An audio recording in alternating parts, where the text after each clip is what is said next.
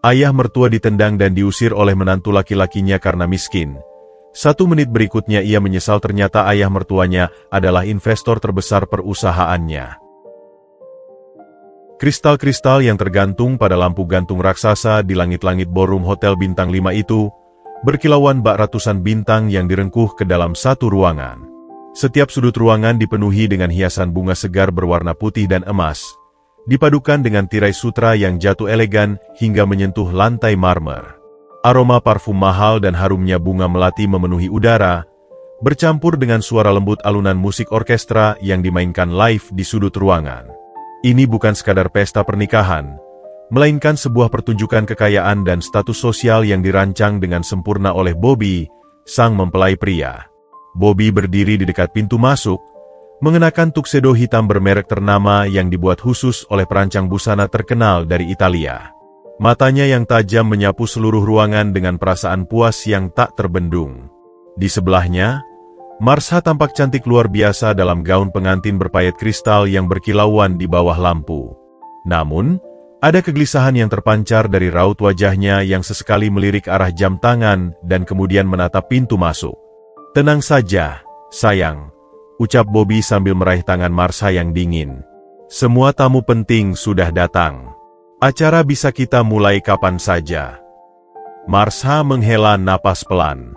"Tapi, ayah dan ibuku belum datang, Bob.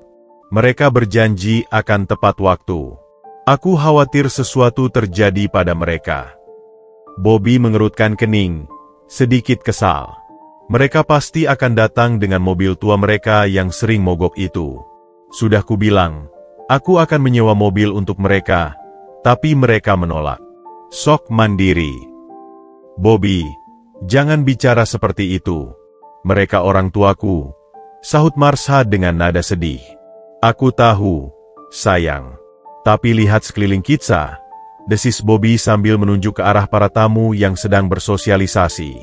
Ada direktur jenderal, para konglomerat, bahkan pejabat tinggi negara di sini. Aku tidak ingin ada insiden yang memalukan. Saat itu, Pak Joko dan Bu Santi, orang tua Bobby, mendekat dengan langkah percaya diri. Pak Joko mengenakan setelan jas bermerek dengan jam tangan emas yang mencolok, sementara Bu Santi berbalut gaun sutra dengan perhiasan mutiara yang menggantung di lehernya. "Bobby, kapan acara dimulai?" Tamu-tamu penting sudah bertanya. Tanya Pak Joko sambil menepuk pundak anaknya. "Aku lihat Pak Handoko sudah datang.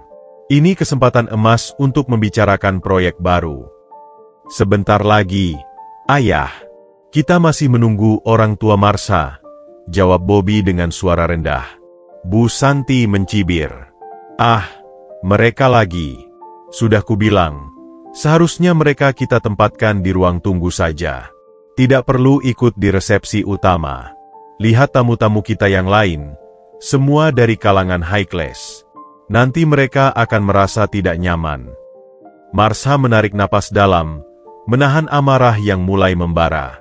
"Ibu, mereka adalah orang tuaku. Sudah sepantasnya mereka berada di sini, di samping kami." Ya, kami tahu, sayang," sahut Bu Santi dengan nada merendahkan.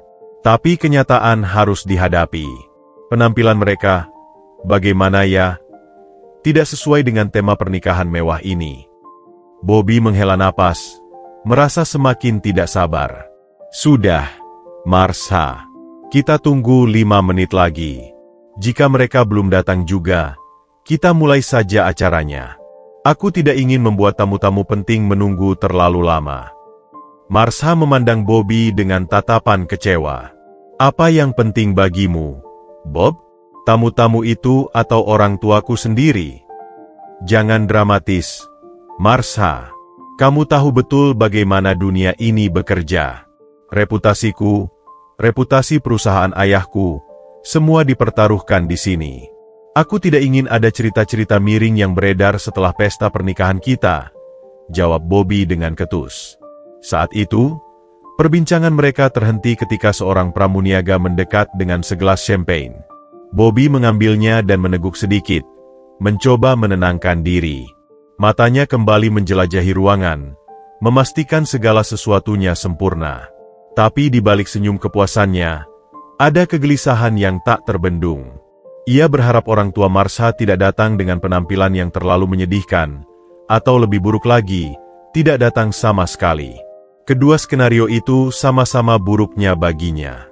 Lihat, itu Pak Handoko sedang melihat ke arah kita, bisik Pak Joko tiba-tiba. Dia pasti bertanya-tanya mengapa acara belum dimulai. Bobby, kita tidak bisa menunggu lebih lama lagi. Mulai saja acaranya. Marsha menggenggam tangan Bobby lebih erat. Tolong, Bobby. Mereka pasti sedang dalam perjalanan. Beri mereka kesempatan. Bobby memandang Marsha, lalu melihat ke arah Pak Handoko yang memang sedang menatapnya dengan ekspresi bertanya. Dilema itu membuatnya semakin frustasi. Di satu sisi, ia tidak ingin mengecewakan calon istrinya. Di sisi lain, gengsi dan ambisinya berbicara lebih kuat. Baiklah, akhirnya Bobby menghela napas. Kita tunggu 2 menit lagi. Tidak lebih. 2 menit yang dijanjikan Bobby terasa bagai sebuah kekekalan bagi Marsha. Setiap detik yang berlalu dihitungnya dalam hati, sementara matanya tak lepas dari pintu ballroom yang megah itu. Bobby di sampingnya semakin tak sabar. Jarinya mengetuk-ngetuk permukaan meja kecil di dekatnya dengan ritme yang semakin cepat. Suara ketukan itu seperti detak jam waktu yang menghakimi. Aku sudah bilang, Marsha, 2 menit, tidak lebih. Gerutu Bobby sambil melirik arloji mewah di pergelangan tangannya. Lihat, tamu-tamu mulai bertanya-tanya. Bahkan Pak Handoko sudah 2 kali mengecek jam. Bobby, mereka orang tuaku. Sedikit bersabarlah. Pinta Marsha dengan suara bergetar. Tangannya menggenggam buket bunga pengantinnya, hingga kepalanya agak memucat. Bu Santi yang berdiri tak jauh dari mereka mendekat dengan langkah tegas. Sudah, Bobby. Ini sudah memalukan. Mulai saja acaranya. Mungkin mereka tersesat di jalan, atau mobil tua mereka mogok lagi. Ucapan terakhir diucapkan dengan nada sinis. Tiba-tiba, daun pintu ballroom yang besar itu terbuka. Semua mata tertuju ke arah sana, termasuk Bobby yang sudah siap memberi isyarat kepada MC untuk memulai acara.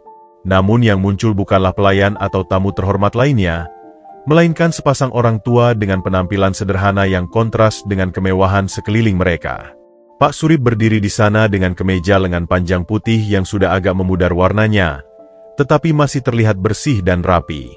Celana kain hitamnya sedikit mengkilap di bagian lutut, menunjukkan bahwa ini adalah pakaian terbaik yang dimilikinya. Di sampingnya, Bu Minah dengan setia menyender, mengenakan kebaya sederhana dengan kain bawahan yang sudah beberapa kali dijahit kembali. Wajah mereka memancarkan kebahagiaan dan kebanggaan yang tulus, sama sekali tak menyadari tatapan sinis dan cibiran yang mulai bermunculan dari para tamu. Maafkan kami, Nak. Terlambat, ucap Pak Surip dengan suara hangat sambil mendekati pelaminan. Tangannya yang berurat dan berbekas kerja keras terulur, ingin menyentuh tangan Bobby. Mobil kami memang mogok di jalan. Harus menunggu bantuan. Bobby berdiri kaku. Wajahnya memerah karena malu dan marah. Ia dengan jelas mendengar beberapa tamu terkekeh kecil. Bahkan dari kejauhan, ia melihat Pak Handoko mengerutkan kening. Sepertinya bertanya-tanya pada orang di sampingnya tentang identitas kedua orang tua ini. Bobby. Marsha memegang lengannya, mencoba menenangkannya. Tapi Bobby sudah tak bisa berpikir jernih. Darahnya mendidih. Rencananya yang sempurna untuk menyembunyikan aib keluarga Marsha telah gagal total.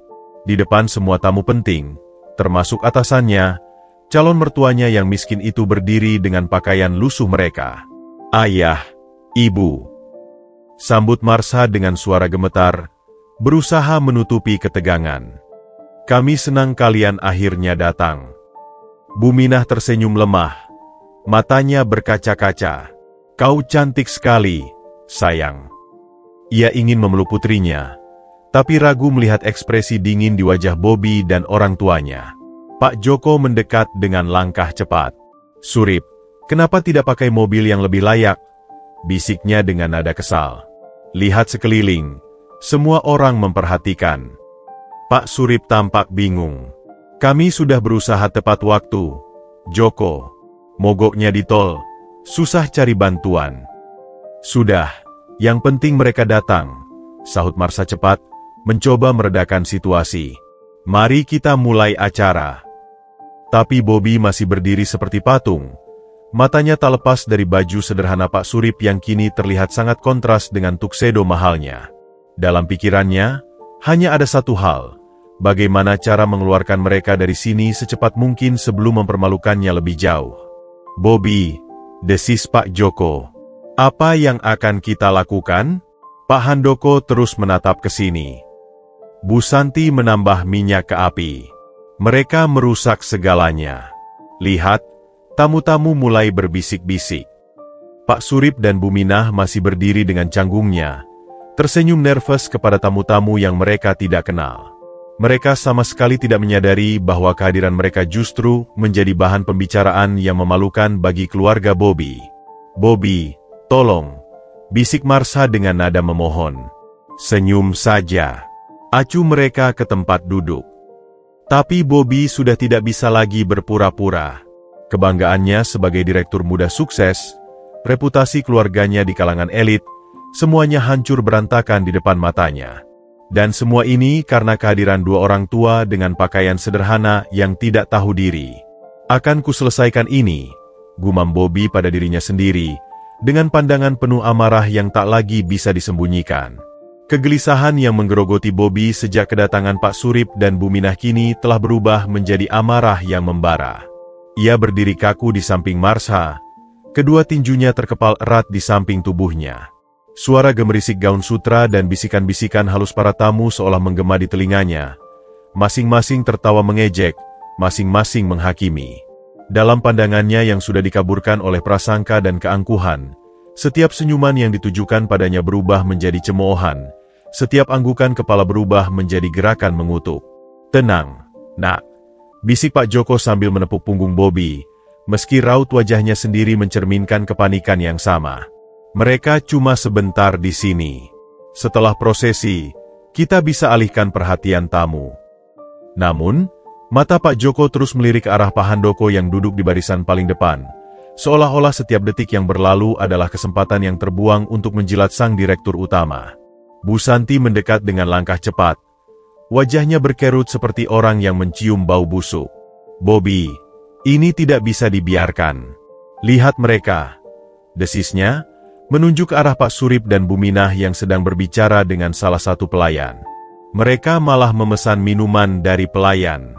Seolah-olah ini warung kopi, bukan pesta pernikahan eksklusif. Marsha menarik napas dalam, berusaha menenangkan diri. Ibu, tolong.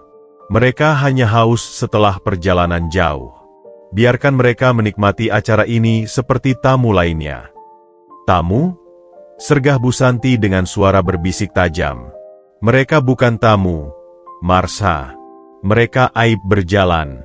Lihat bagaimana mereka berdiri, cara mereka berbicara, bahkan cara mereka memegang gelas. Semuanya berteriak, kelas rendah. Bobby mengatupkan mata sejenak, menahan amarah yang hampir meledak. Ayah benar. Kita harus teruskan acara. Semakin cepat prosesi selesai, semakin cepat kita bisa menyingkirkan mereka. Kata-kata terakhir diucapkannya dengan getir. Saat itu, Pak Surip dan Bu Minah mendekat lagi, kali ini dengan 2 gelas jus di tangan mereka.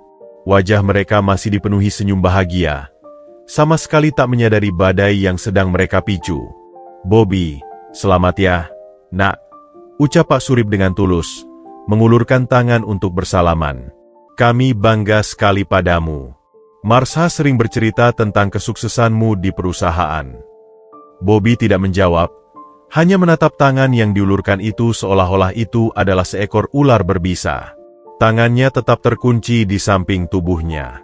Bu Minah mencoba mencairkan keadaan, menambahkan, tempatnya sangat bagus, Bobby. Pasti mahal ya?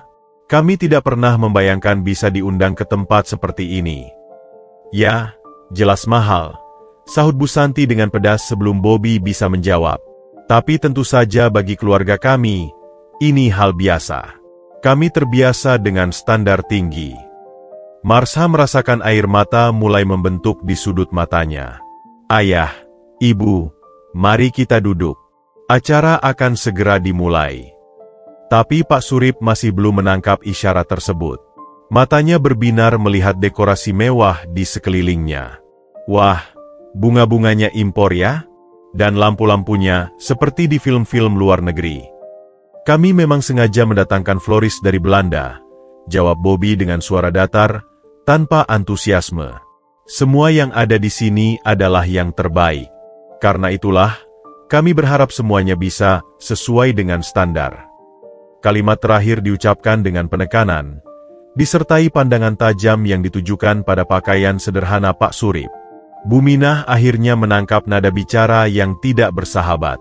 Ia menarik lengan suaminya perlahan. Surip, mari kita duduk. Jangan ganggu mereka. Mereka pasti sibuk. Tapi Pak Surip masih bersikeras. Dari saku celananya, ia mengeluarkan sebuah amplop sederhana. Ini untuk kalian, Bobby, Marsha.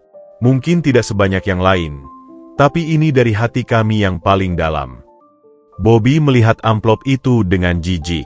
Ia bahkan tidak mengulurkan tangan untuk menerimanya. Simpan saja, Pak. Kami tidak butuh. Bobby, tegur Marsha dengan suara bergetar. Ayah sudah berbaik hati. Kami memang tidak butuh, Marsha, selabu Santi. Lihat saja amplopnya. Pasti isinya tidak seberapa. Lebih baik mereka simpan untuk kebutuhan mereka sendiri. Pak Surip akhirnya menarik kembali tangannya. Wajahnya mulai menunjukkan keraguan dan luka hati. Buminah memandang putrinya dengan pandangan memohon, seolah bertanya apa yang telah mereka lakukan salah. Dari kejauhan, Pak Handoko berdiri dan mulai berjalan ke arah mereka. Bobby melihatnya, dan paniknya mencapai puncak. Ia tidak bisa membiarkan atasannya melihatnya berinteraksi dengan orang-orang seperti ini. Bobby, dia datang, bisik Pak Joko dengan gugup. Cepat, suruh mereka pergi. Tapi sudah terlambat. Pak Handoko sudah berada dalam jarak beberapa langkah. Dengan ekspresi penasaran di wajahnya, Bobby bisa merasakan keringat dingin mulai membasahi keningnya. Dalam keputusasaannya, ia tahu hanya ada satu cara untuk menyelamatkan muka. Ia harus menunjukkan dengan tegas bahwa kedua orang tua ini bukan bagian dari dunianya. Ketika Pak Handoko hanya tinggal beberapa langkah lagi, waktu seakan berhenti bagi Bobby. Dalam kepanikannya yang memuncak, segala nalar dan pertimbangan moralnya tertutup oleh rasa malu dan amarah yang membara. Ia melihat senyum ramah Pak Surip, tangan yang masih terulur dengan amplop sederhana itu, dan di belakangnya, wajah Pak Handoko yang semakin dekat. Dalam pikirannya yang sudah dikaburkan oleh keputusasaan, hanya ada satu solusi. Ia harus memisahkan diri dari aib ini dengan cara yang tak terbantahkan. Bobby, ini Pak Handoko. Desis Pak Joko dengan suara gemetar, tapi Bobby sudah tidak mendengarnya. Dengan gerakan cepat yang mengejutkan semua orang, Bobby melangkah maju bukannya menerima amplop atau bersalaman, tetapi justru mendorong dada Pak Surip dengan kedua tangannya. Dorongan itu cukup kuat hingga membuat pria tua itu terhuyung mundur, hampir kehilangan keseimbangan. Jangan sentuh aku, hardik Bobby. Suaranya melengking penuh kebencian yang membuat seluruh ballroom mendadak senyap. Aku malu. Lihat penampilan kalian. Kalian cuma aib di hari bahagiaku. Marsha menjerit. Bobby, tidak. Tapi Bobby sudah tidak bisa dihentikan. Pak Surip berdiri terpaku. Wajahnya memutih karena shock dan rasa malu yang lebih dalam dari yang pernah ia rasakan seumur hidupnya. Tangannya yang masih memegang amplop itu bergetar hebat. Nak, apa yang? Gumam Pak Surip, tidak percaya dengan apa yang baru terjadi. Jangan panggil aku, Nak, bentak Bobby lagi. Suaranya menggema di seluruh ruangan yang kini sunyi sepi. Aku bukan anakmu. Lihat sekeliling. Ini bukan tempat untuk orang seperti kalian. Buminah berusaha memeluk suaminya. Air matanya sudah mulai mengalir. Bobby, tolong, kami hanya ingin berbahagia untuk kalian. Berbahagia? Sergah Bobby dengan tawa pahit. Kalian pikir dengan penampilan seperti itu kalian pantas berdiri di sini? Lihat baju kalian. Lihat sepatu kalian. Bahkan pelayan di sini berpakaian lebih baik dari kalian. Pak Handoko yang kini sudah berada tepat di samping mereka, membuka mulut seakan ingin berkata sesuatu, tapi Bobby terlalu emosi untuk menyadarinya. "Bobby, cukup!" teriak Marsha sambil menarik lengan Bobby. "Mereka orang tuaku. Dan itulah kesalahan terbesarku.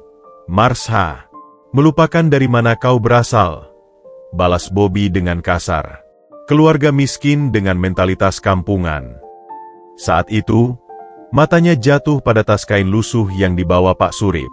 Dalam puncak amarahnya, ia mengangkat kaki dan menyepak tas itu dengan sekuat tenaga. Tas itu terbang beberapa meter, berisikan beberapa barang sederhana yang mereka bawa berceceran di lantai marmer yang mengilap. "Keluar dari sini!" teriak Bobby, menunjuk ke pintu keluar dengan tangan gemetar. "Pergi! Aku tidak mau melihat kalian lagi." Keheningan yang menyelimuti ballroom begitu pekat, hingga bunyi jatuhnya sebuah sendok dari meja terdekat terdengar jelas. Semua tamu terpana, tidak percaya dengan adegan yang baru saja mereka saksikan. Pak Surip memandang Bobby dengan tatapan yang begitu dalam, penuh dengan luka dan kekecewaan yang tak terucapkan. Perlahan, ia membungkuk untuk mengambil tasnya yang terlempar. Tubuhnya yang sudah renta terlihat begitu lemah dan rapuh. "Maafkan kami, Bobby," bisik Pak Surip dengan suara hampir tak terdengar. Kami hanya ingin berbagi kebahagiaan." Buminah sudah tak bisa berkata-kata, hanya bisa memeluk erat suaminya sementara air matanya mengalir deras. Wajahnya yang biasanya bersinar kini hancur berkeping-keping. Marsha jatuh berlutut di lantai, tubuhnya terguncang oleh isak tangis. "Ayah, Ibu, jangan pergi." Tapi Bobby masih berdiri dengan angkuhnya, napasnya terengah-engah, dadanya naik turun oleh emosi. Ia bahkan tidak melihat Pak Handoko yang berdiri tepat di belakangnya dengan wajah pucat dan mata membelalak. "Kami akan pergi, Nak," ucap Pak Surip sambil memegang tangan istrinya. "Semoga kalian berbahagia." Dengan langkah tertatih-tatih, sepasang orang tua itu berbalik dan berjalan meninggalkan ballroom. Setiap langkah mereka terasa berat, meninggalkan bekas yang dalam di hati setiap orang yang menyaksikan. Bobby masih berdiri tegak, tetapi dalam hatinya yang paling dalam, sebuah suara kecil mulai berteriak, mempertanyakan segala yang baru saja dilakukannya. Udara di ballroom masih terasa beku, seolah waktu berhenti berjalan setelah kejadian mengerikan itu. Bobby masih berdiri dengan napas terengah-engah, dadanya naik turun tak beraturan, menatap kosong ke arah pintu tempat Pak Surip dan Buminah menghilang. Di sekelilingnya, ratusan pasang mata menatap dengan campuran rasa kaget, jijik, dan tak percaya. Beberapa tamu bahkan sudah berdiri, seolah bersiap meninggalkan pesta yang kini berubah menjadi tontosan memalukan ini. Marsha masih terduduk di lantai, tubuhnya terguncang oleh isak tangis yang menyayat hati. Gaun pengantinnya yang mahal kini terkotori oleh air mata dan sedikit debu dari lantai. Tangannya yang berusaha meraih ke arah pintu kosong itu gemetar tak terkendali. "Bobby, bagaimana bisa kau?" bisiknya di sela-sela isakannya. Tapi Bobby tidak mendengarnya. Pikirannya masih dipenuhi oleh amarah dan rasa malu. Ia bahkan merasa lega melihat mereka pergi, meski ada suara kecil di kepalanya yang berteriak bahwa ini salah. Pak Joko dan Bu Santi mendekat dengan wajah pucat. "Bobby, apa yang kau lakukan?" desis Pak Joko. "Memang mereka tidak pantas, tapi tidak perlu sekeras itu." Bu Santi, meski awalnya mendukung sikap Bobby, kini tampak gugup. "Lihat tamu-tamu kita, mereka semua terdiam." Belum sempat Bobby merespons, tiba-tiba seseorang muncul di sampingnya. Pak Handoko, direktur utama perusahaan tempat Bobby bekerja, berdiri dengan wajah sebening es.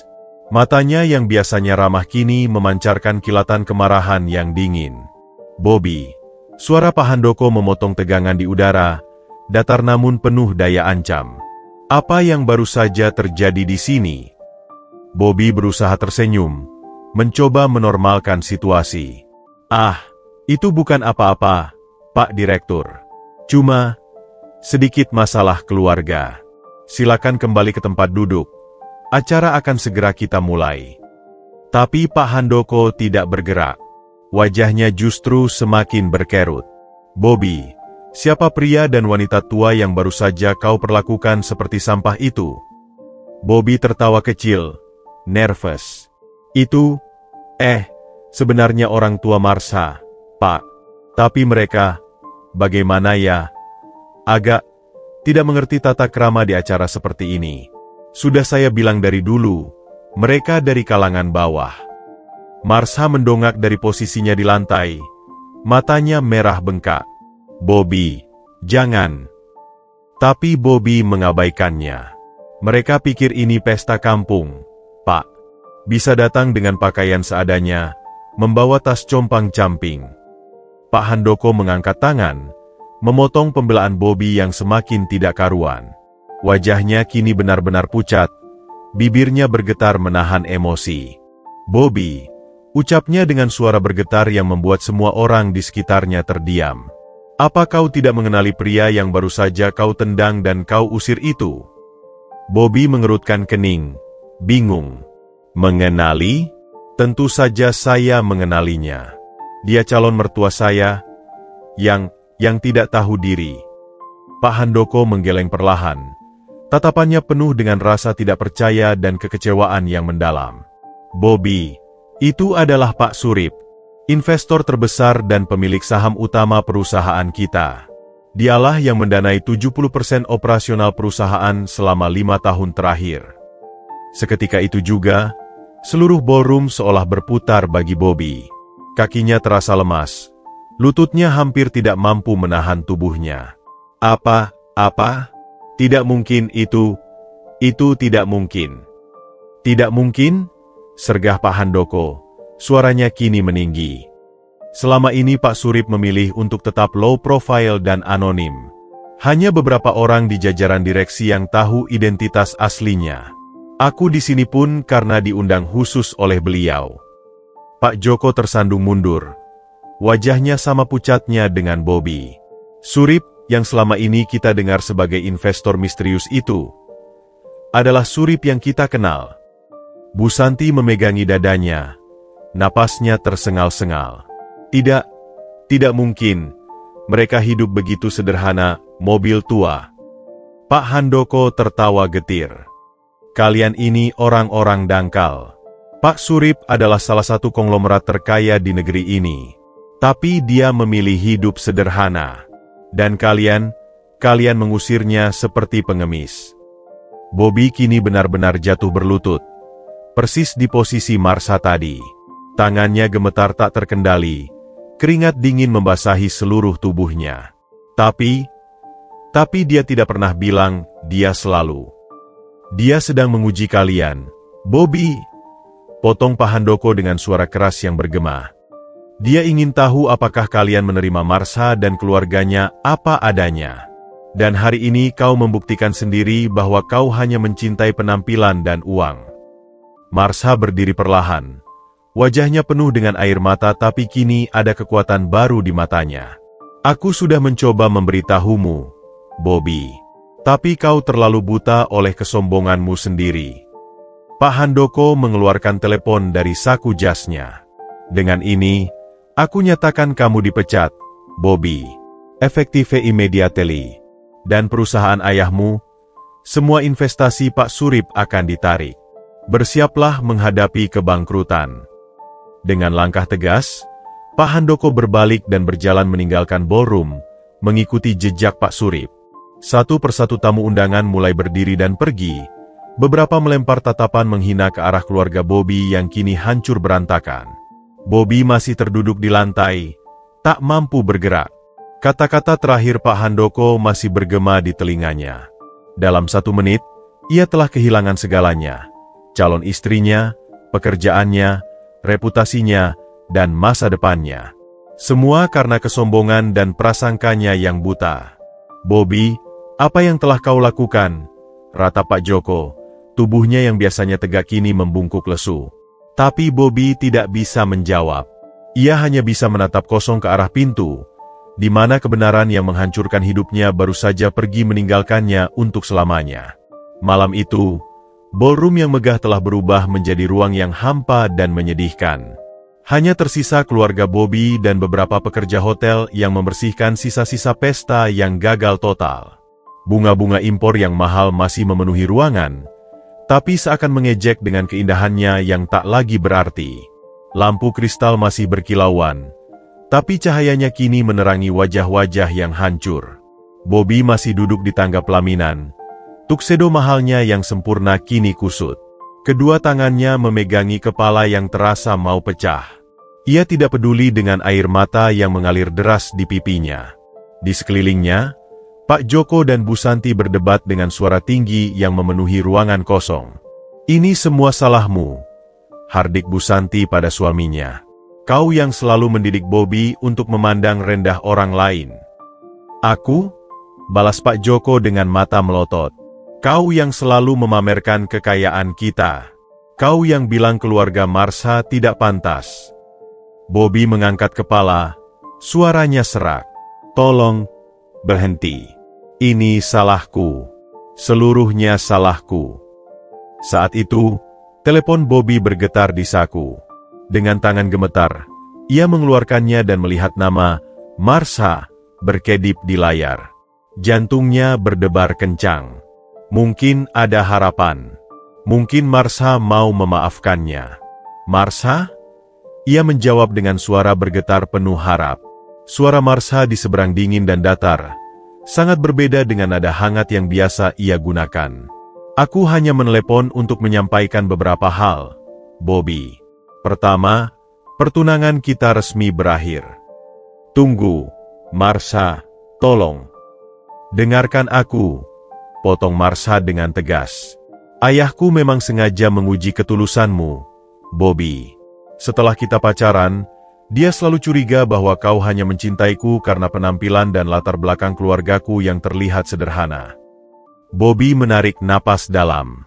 Tapi kenapa tidak bilang saja? Kenapa harus pakai cara seperti ini?" "Karena ayah ingin melihat siapa dirimu yang sebenarnya," jawab Marsha, suaranya mulai bergetar. "Dan hari ini, kau membuktikan sendiri bahwa kecurigaannya benar.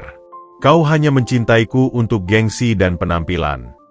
"Tidak, Marsha, aku mencintaimu. Aku bersumpah." "Benarkah?" tantang Marsha dengan nada pedih. "Lalu kenapa kau malu dengan orang tuaku? Kenapa kau selalu berusaha menyembunyikan mereka dari teman-temanmu? Kenapa kau menolak ketika aku mengajak makan malam sederhana di rumah orang tuaku?" Bobby terdiam, tak mampu menjawab. "Kau tahu, Bobby," lanjut Marsha, suaranya semakin bergetar. "Ayah sebenarnya sudah mempersiapkan hadiah pernikahan yang sangat spesial untuk kita. Dia akan menyerahkan 30% saham perusahaannya padamu sebagai modal untuk mengembangkan bisnis barumu." Bobby memejamkan mata, rasa sesak di dadanya semakin menjadi. Aku tidak tahu." "Tentu saja kau tidak tahu," sergah Marsha. "Karena kau terlalu sibuk menilai orang dari penampilan luarnya. Kau terlalu buta dengan kesombonganmu sendiri." "Marsha, tolong beri aku kesempatan untuk memperbaiki semuanya," pinta Bobby dengan putus asa. "Sudah terlambat, Bobby. Ayahku bukan hanya investor di perusahaanmu. Dia juga pemegang saham utama di 3 perusahaan milik ayahmu. Besok pagi, semua investasinya akan ditarik." Bu Santi yang mendengar percakapan itu menjerit kecil, lalu jatuh terduduk di kursi. Tidak. Gumam Pak Joko dengan wajah pucat pasi. "Dan satu hal terakhir, Bobby," kata Marsha dengan suara yang kini penuh ketegasan. "Aku sudah memindahkan semua barangku dari apartemen kita. Kunci sudah kutinggal di meja. Jangan coba hubungi aku lagi." "Marsha, tunggu." "Selamat tinggal, Bobby. Pelajaran hari ini semoga membuatmu menjadi manusia yang lebih baik." Klik, telepon ditutup. Bobby masih memegang teleponnya, tidak percaya dengan apa yang baru saja terjadi. Ruangan di sekelilingnya terasa berputar. Ia mendengar teriakan ibunya yang histeris dan suara ayahnya yang mengutuk. Tapi semua terdengar sayup, seperti dari ujung terowongan yang panjang. Dalam kesunyian yang menyiksa, Bobby akhirnya menyadari kebenaran pahit yang selama ini ia tolak untuk dilihat. Kesombongannya tidak hanya merugikan dirinya sendiri, tetapi juga menghancurkan keluarganya. Dan yang paling menyakitkan, ia kehilangan perempuan yang benar-benar mencintainya apa adanya. Dengan tubuh gemetar, Bobby berjalan menuju bar yang sudah sepi. Ia mengambil botol champagne yang setengah habis dan menuangkannya ke dalam gelas. Tapi ketika ia membawa gelas itu ke bibirnya, tangannya gemetar begitu hebat hingga gelas itu jatuh dan pecah berantakan di lantai marmer. Seperti hidupnya yang baru saja hancur berkeping-keping. Malam itu, keluarga Bobby tidak langsung pulang.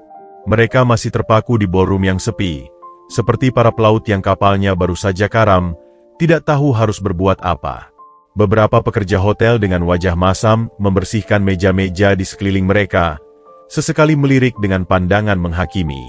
Suara gemerincing gelas dan piring yang dikumpulkan seolah menjadi musik latar yang tepat untuk kehancuran mereka. Bobby masih duduk di anak tangga pelaminan, memandangi hiasan bunga yang mulai layu. Pikirannya berkabut, tidak mampu memproses seluruh kejadian yang berlangsung begitu cepat. Dari puncak kesuksesan, ia jatuh ke jurang hanya dalam hitungan jam. Kita harus pulang, ucap Pak Joko akhirnya, memecahkan kesunyian yang sudah berlangsung lama. Suaranya serak, penuh kelelahan. Bu Santi mengangguk pelan, matanya merah bengkak. Iya, mari kita pergi dari tempat sial ini. Tapi sebelum mereka sempat berdiri, sekelompok orang memasuki ballroom. Mereka adalah para manajer hotel, disertai dengan beberapa staf keuangan. Permisi, Pak Joko, sapa manajer hotel dengan sopan tapi tegas. Kami perlu membicarakan masalah pembayaran acara ini. Pak Joko mengerutkan kening. Pembayaran? Bukankah sudah kami lunasi DP-nya? Manajer itu menggeleng. DP sudah dilunasi, tapi ada beberapa tambahan biaya yang belum terbayar.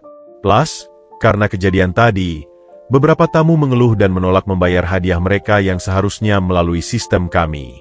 Kami juga mendapat komplain tentang insiden tidak menyenangkan tadi. Bobby mengangkat kepala, rasa malu yang baru mulai menghantamnya. Berapa totalnya? Manajer hotel melihat dokumen di tangannya. Dengan semua tambahan dan pengurangan karena masalah tadi, total yang harus dibayar adalah 850 juta. Bu Santi terbatuk-batuk. Apa? Itu hampir 2 kali lipat dari perkiraan awal. Maaf, Bu. Tapi ini sudah termasuk denda karena beberapa vendor menagih biaya tambahan atas reputasi yang tercela tadi. Pak Joko menghela napas panjang, wajahnya semakin pucat. Baik, kami akan transfer besok. Kami lebih baik menyelesaikannya sekarang, Pak, sela manajer hotel dengan tegas. Mengingat kabar yang beredar tentang kondisi keuangan keluarga Bapak. Perkataan itu seperti tamparan keras. Kabar sudah menyebar begitu cepat. Dengan enggan, Pak Joko mengeluarkan teleponnya dan melakukan transfer. Tangannya gemetar begitu jelas saat mengetik jumlah yang begitu besar untuk sebuah acara yang berakhir bencana. Saat mereka akhirnya berjalan keluar dari hotel, matahari sudah mulai terbit. Tapi sinarnya yang biasanya memberi harapan, kini justru menerangi kehancuran mereka dengan terang benderang. Besok aku akan ke kantor, gumam Bobby sambil masuk ke mobil mewah mereka. Aku akan jelaskan semuanya pada Pak Handoko. Mungkin ada jalan. Tapi esok harinya, ketika Bobby tiba di gedung perkantoran megah tempatnya bekerja, sesuatu sudah berbeda. Petugas keamanan yang biasanya menyapanya dengan hormat, kini berdiri dengan ekspresi kaku. Maaf, Pak Bobby, saya mendapat perintah untuk tidak mengizinkan Bapak masuk. Bobby terkesiap. Apa? Ini pasti salah paham. Aku adalah direktur pemasaran di sini. Petugas itu menggeleng. Saya hanya menjalankan perintah. Pak, Bapak sudah tidak bekerja di sini lagi. Saat itu, Bobby melihat sekretarisnya sedang turun dengan membawa kardus berisi barang-barang pribadinya. Perempuan itu memandang Bobby dengan tatapan campur aduk antara kasihan dan jijik. "Ini barang-barang Anda, Pak Bobby," ucapnya dengan suara datar. Surat pemecatan resmi sudah ada di dalamnya. Dengan tangan gemetar, Bobby mengambil kardus itu. Ia membuka sampul surat yang bertuliskan, "Pemberhentian tidak dengan hormat." Matanya berjalan cepat menyusuri baris-baris yang isinya antara lain, pelanggaran kode etik, perilaku tidak terpuji, dan merugikan nama perusahaan. "Tidak, ini tidak bisa," gumamnya. Saat Bobby masih terdiri kaku di lobi, beberapa koleganya lewat. Tidak ada yang menyapanya. Beberapa malah dengan sengaja menghindari kontak mata. Bisikan-bisikan terdengar di mana-mana. "Dia yang mengusir Pak Surip. Sombong sekali. Pantas dipecat." Tapi pukulan terberat datang ketika Bobby tiba di rumah orang tuanya. Pak Joko sudah menunggu di ruang tamu dengan wajah hancur. Kita bangkrut, Bobby," ucapnya dengan suara pecah. Pak Surip menarik semua investasinya. Bank menolak perpanjangan kredit. Semua proyek berhenti. Bu Santi menangis histeris di sudut ruangan. "Rumah kita, mobil kita, semuanya akan disita." Bobby terduduk di lantai, tidak percaya dengan apa yang terjadi.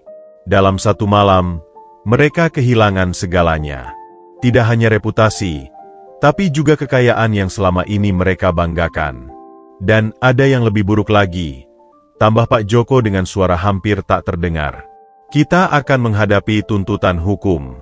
Perusahaan kita ternyata melakukan beberapa pelanggaran selama ini. Dan investigasi yang dipicu Pak Surip sudah dimulai." Kata-kata terakhir itu seperti pukulan terakhir. Bobby memandangi kardus berisi barang-barang kantornya, lalu melihat rumah mewah yang sebentar lagi bukan lagi milik mereka. Karma datang begitu cepat, begitu sempurna, dan begitu menghancurkan. Ia tertawa getir. Inilah buah dari kesombongannya. Dan yang paling menyakitkan, ia tahu ini semua adalah kesalahannya sendiri.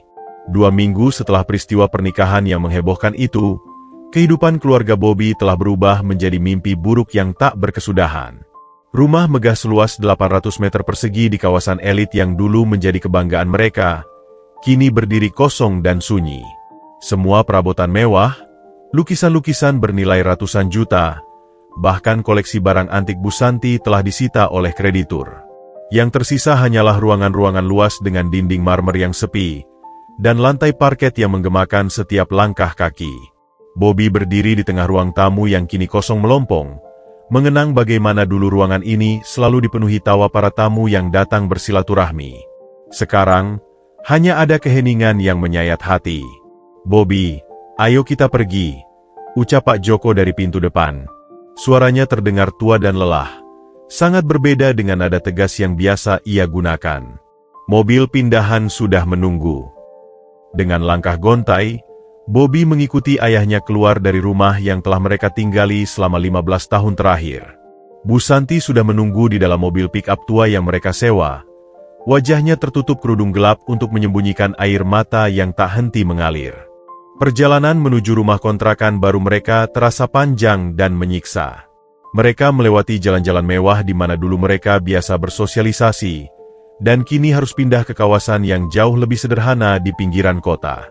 Setidaknya, rumah kontrakannya masih lumayan.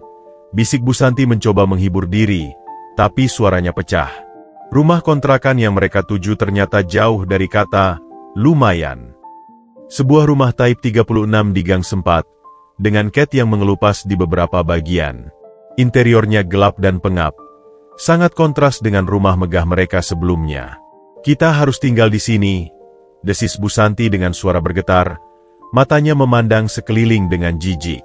Pak Joko menghela napas berat. "Ini yang bisa kita afford sekarang, Santi. Uang yang tersisa hanya cukup untuk hidup sederhana beberapa bulan ke depan." Saat mereka mulai membawa barang-barang sederhana yang berhasil mereka selamatkan, tetangga-tetangga mulai berkerumun, berbisik-bisik dengan penasaran. Beberapa bahkan tidak menyembunyikan cibirannya. "Lihat itu," Keluarga kaya yang jatuh miskin, bisik seorang wanita paruh-baya dengan suara keras sengaja. Dengar-dengar karena sombong, mengusir mertua sendiri di pesta pernikahan, tambah tetangga lainnya. Bobby menunduk. Rasa malu yang teramat dalam menghunjam jantungnya. Ia cepat-cepat masuk ke dalam rumah, berusaha menghindari tatapan dan bisikan yang menyakitkan itu. Hari pertama mereka di rumah kontrakan itu berlangsung dengan suram. Tanpa asisten rumah tangga, Bu Santi harus memasak untuk keluarganya sendiri untuk pertama kalinya dalam 20 tahun terakhir. Pak Joko mencoba memperbaiki keran yang bocor dengan tangannya sendiri, sesuatu yang tidak pernah ia lakukan seumur hidupnya. Makan malam sudah siap, ucap Bu Santi dengan suara lemah, menatap nasi dan lauk pauk sederhana di atas meja kayu tua. Mereka makan dalam keheningan. Suara sendok yang berdenting di piring melamin murah semakin menegaskan betapa jatuhnya mereka. Besok aku akan coba cari pekerjaan, gumam Bobby tiba-tiba, memecah kesunyian. Pak Joko mengangguk pelan. Aku juga. Meski usiaku sudah tidak muda, harus ada yang mau menerimaku. Tapi kenyataan ternyata lebih pahit dari yang mereka bayangkan. Keesokan harinya, Bobby mulai melamar ke berbagai perusahaan. Namun setiap kali mereka mengetahui latar belakangnya, pintu langsung tertutup. Maaf, Pak Bobby, perusahaan kami tidak bisa menerima Anda, ucap seorang HRD dengan nada menolak. Kami butuh seseorang dengan reputasi yang baik, kata HRD perusahaan lainnya dengan diplomatis. Setelah seminggu ditolak di mana-mana, Bobby akhirnya mendapat pekerjaan. Menjadi office boy di sebuah perusahaan kecil. Gajinya hanya 1/50 dari gajinya yang dulu. Pukulan terberat datang ketika ia harus menyeduh kopi untuk direktur perusahaan barunya, yang ternyata adalah mantan bawahannya di perusahaan lama. Pria itu menyeringai sinis saat Bobby menaruh cangkir kopi di mejanya. Dulu kau yang menyuruh-nyuruhku, sekarang kau yang melayaniku. Dunia memang berputar. Ya, Bobby. Bobby hanya bisa menunduk, menelan ludah pahit yang naik ke kerongkongannya. Karma memang datang dengan sempurna, menghancurkannya sedikit demi sedikit setiap hari. Dan yang paling menyakitkan, ia tahu semua ini adalah buah dari kesombongannya sendiri. Pukul 4.30 pagi, alarm murah di samping tempat tidur Bobby berbunyi nyaring, memecah kesunyian kamar kontrakan yang sempit. Dengan mata yang masih berat, ia bangun dari kasur lipat yang membuat punggungnya pegal-pegal setiap pagi. Udara dingin menusuk tulang masuk dari celah-celah jendela yang tidak tertutup rapat. Ini adalah rutinitas barunya. Sangat berbeda dengan kehidupan mewah yang ia jalani sebelumnya. Setelah mandi cepat dengan air yang kadang tidak panas, Bobby mengenakan seragam office boy berwarna biru tua yang sudah agak lusuh. Seragam itu terasa kasar di kulitnya yang terbiasa dengan kain-kain bermerek mahal. Di cermin kamar mandi yang buram, ia memandangi bayangannya sendiri, seorang Bobby yang tak lagi dikenalnya. Ingat, Bobby, kamu harus rendah hati sekarang, gumamnya pada bayangannya sendiri, mencoba memompa semangat. Di ruang makan kecil, Bu Santi sudah menyiapkan sarapan sederhana, nasi putih dengan telur dadar dan sedikit sambal. Wajah ibunya masih memancarkan kesedihan yang dalam, tapi kini sudah mulai menerima kenyataan pahit mereka. Jangan lupa bawa bekal, nak, ucap Bu Santi sambil menyerahkan kotak makan sederhana. Makan di luar mahal. Bobby mengangguk, mengambil kotak makan itu dengan perasaan campur aduk. Dulu, ia biasa menghabiskan jutaan rupiah untuk sekali makan siang di restoran mewah. Perjalanan ke kantor harus ditempuh dengan naik angkutan umum. Bobby yang dulu selalu diantar sopir pribadi dengan mobil mewah, kini harus berdesak-desakan di dalam bus yang penuh sesak. Bau keringat dan bensin membuatnya sedikit mual, tapi ia harus bertahan. Sorry, Bang, numpang lewat, ucapnya pada seorang penumpang lain, sesuatu yang tidak pernah ia lakukan sebelumnya. Sesampainya di kantor, bosnya yang masih muda langsung menyambutnya dengan hardikan. Bobby, terlambat lagi? Kopi ruang direksi belum diseduh. Cepat kerja. Maaf, Pak. Langsung saya kerjakan, jawab Bobby dengan kepala tertunduk. Ia bergegas ke pantry kecil dan mulai menyiapkan kopi. Tangannya yang dulu terbiasa memegang pulpen mahal untuk menandatangani kontrak miliaran, kini harus menakar kopi instan dan menuangkan air panas. Saat ia membawa nampan berisi cangkir kopi ke ruang rapat, tangannya gemetar. Beberapa karyawan yang mengenalinya dari masa kejayaannya berbisik-bisik dan terkekeh. Lihat itu, dulu direktur, sekarang office boy, desis seorang staf muda. Dengar-dengar gara-gara mengusir orang tua sendiri yang ternyata konglomerat, sahut yang lain. Bobby berusaha mengabaikan mereka, tapi setiap kata seperti pisau yang menusuk-nusuk hatinya. Istirahat siang tiba. Bobby duduk sendirian di tangga darurat, membuka kotak makan sederhana dari ibunya. Nasi sudah agak dingin, dan lauknya hanya tahu goreng. Ia memandangi makanannya, lalu teringat bagaimana dulu ia sering membuang makanan dari restoran bintang 5 karena tidak sesuai selera. Masih ada yang bisa makan, syukurlah, gumamnya sendiri, mencoba bersyukur. Sore hari, tugasnya membersihkan seluruh lantai 3. Dengan pel dan ember, ia harus mengepel lantai seluas ratusan meter persegi. Punggungnya sakit, kakinya pegal, tapi ia terus bekerja. Saat ia sedang membersihkan toilet, seorang manajer yang dulu ia pecat masuk. "Wah, Bobby, ternyata kau di sini," ucap manajer itu dengan senyum sinis. "Toilet pria lantai 3 sedang kotor sekali. Kau harus lebih rajin membersihkannya." "Baik, Pak. Segera saya bersihkan," jawab Bobby dengan suara rendah. Ia masuk ke toilet dan mulai membersihkan urinoir dengan sikat.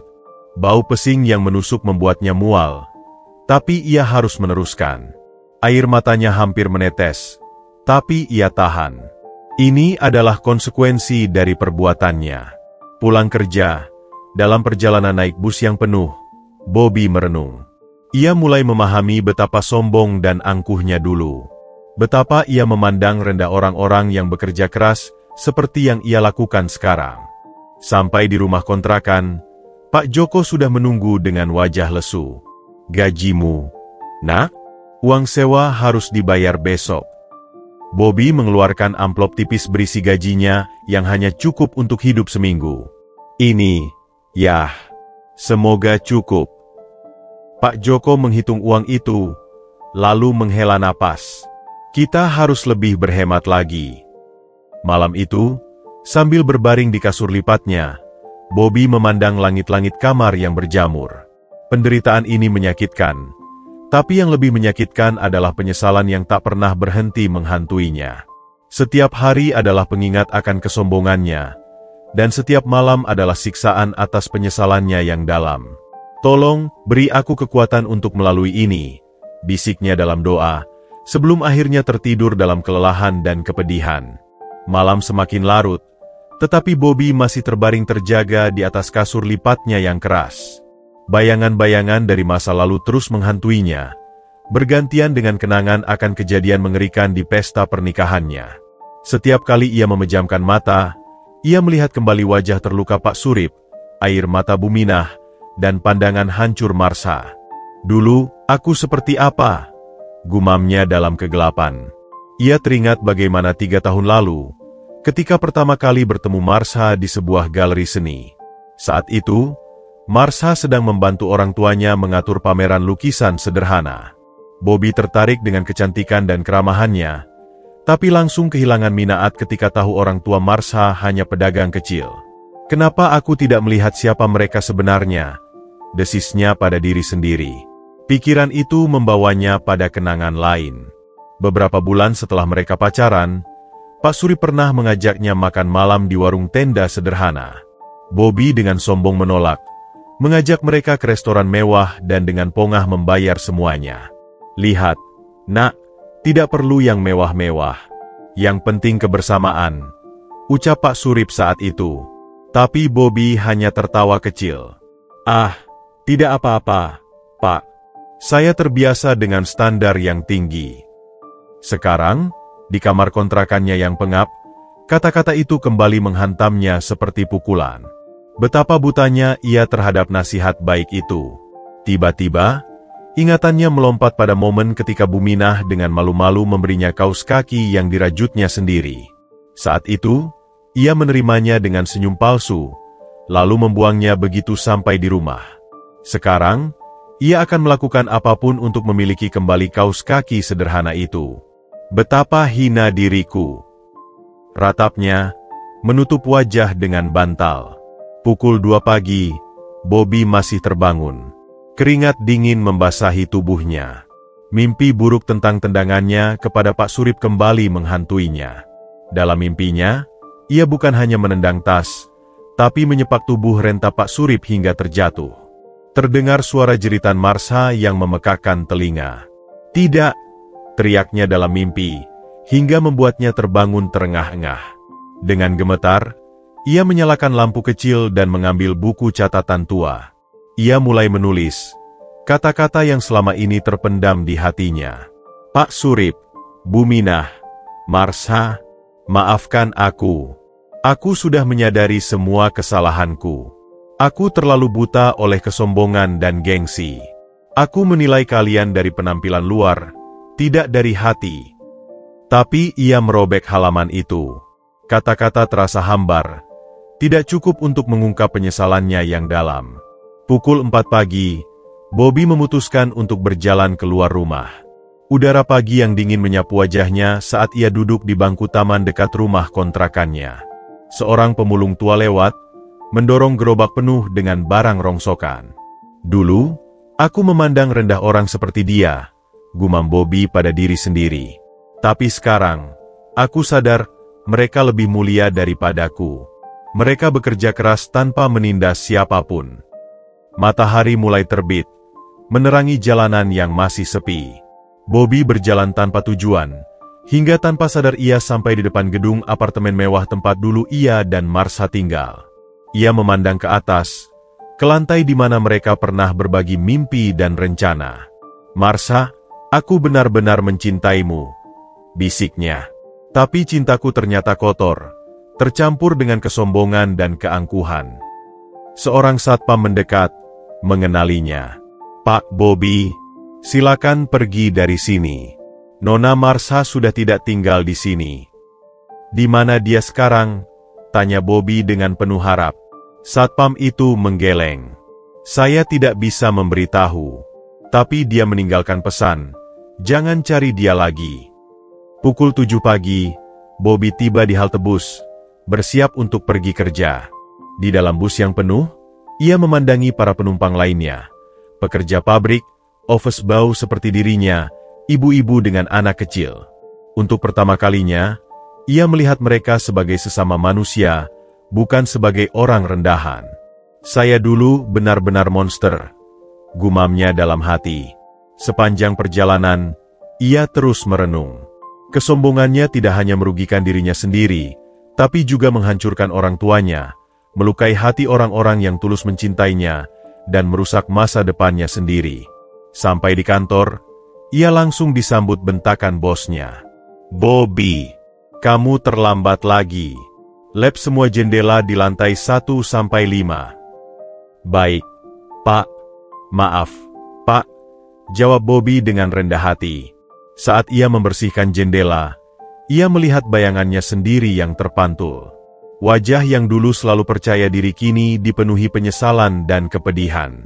Tapi dalam mata itu, ada sesuatu yang baru, sebuah pencerahan, sebuah kesadaran yang datang terlambat. Malam itu, sebelum tidur, Bobby berlutut di samping kasurnya. "Tuhan, aku menerima semua ini sebagai pelajaran. Aku bersyukur masih diberi kesempatan untuk bernapas, untuk memperbaiki diri. Tolong beri kekuatan pada Pak Surip, Bu Minah, dan Marsha. Mereka pantas mendapatkan kebahagiaan." Ia pun tertidur dengan air mata yang masih membasahi pipinya. Tapi untuk pertama kalinya sejak kejatuhannya, ada sedikit kedamaian dalam hatinya. Penyesalan itu memang pedih. Tapi kini ia mulai belajar menerimanya sebagai bagian dari proses menjadi manusia yang lebih baik.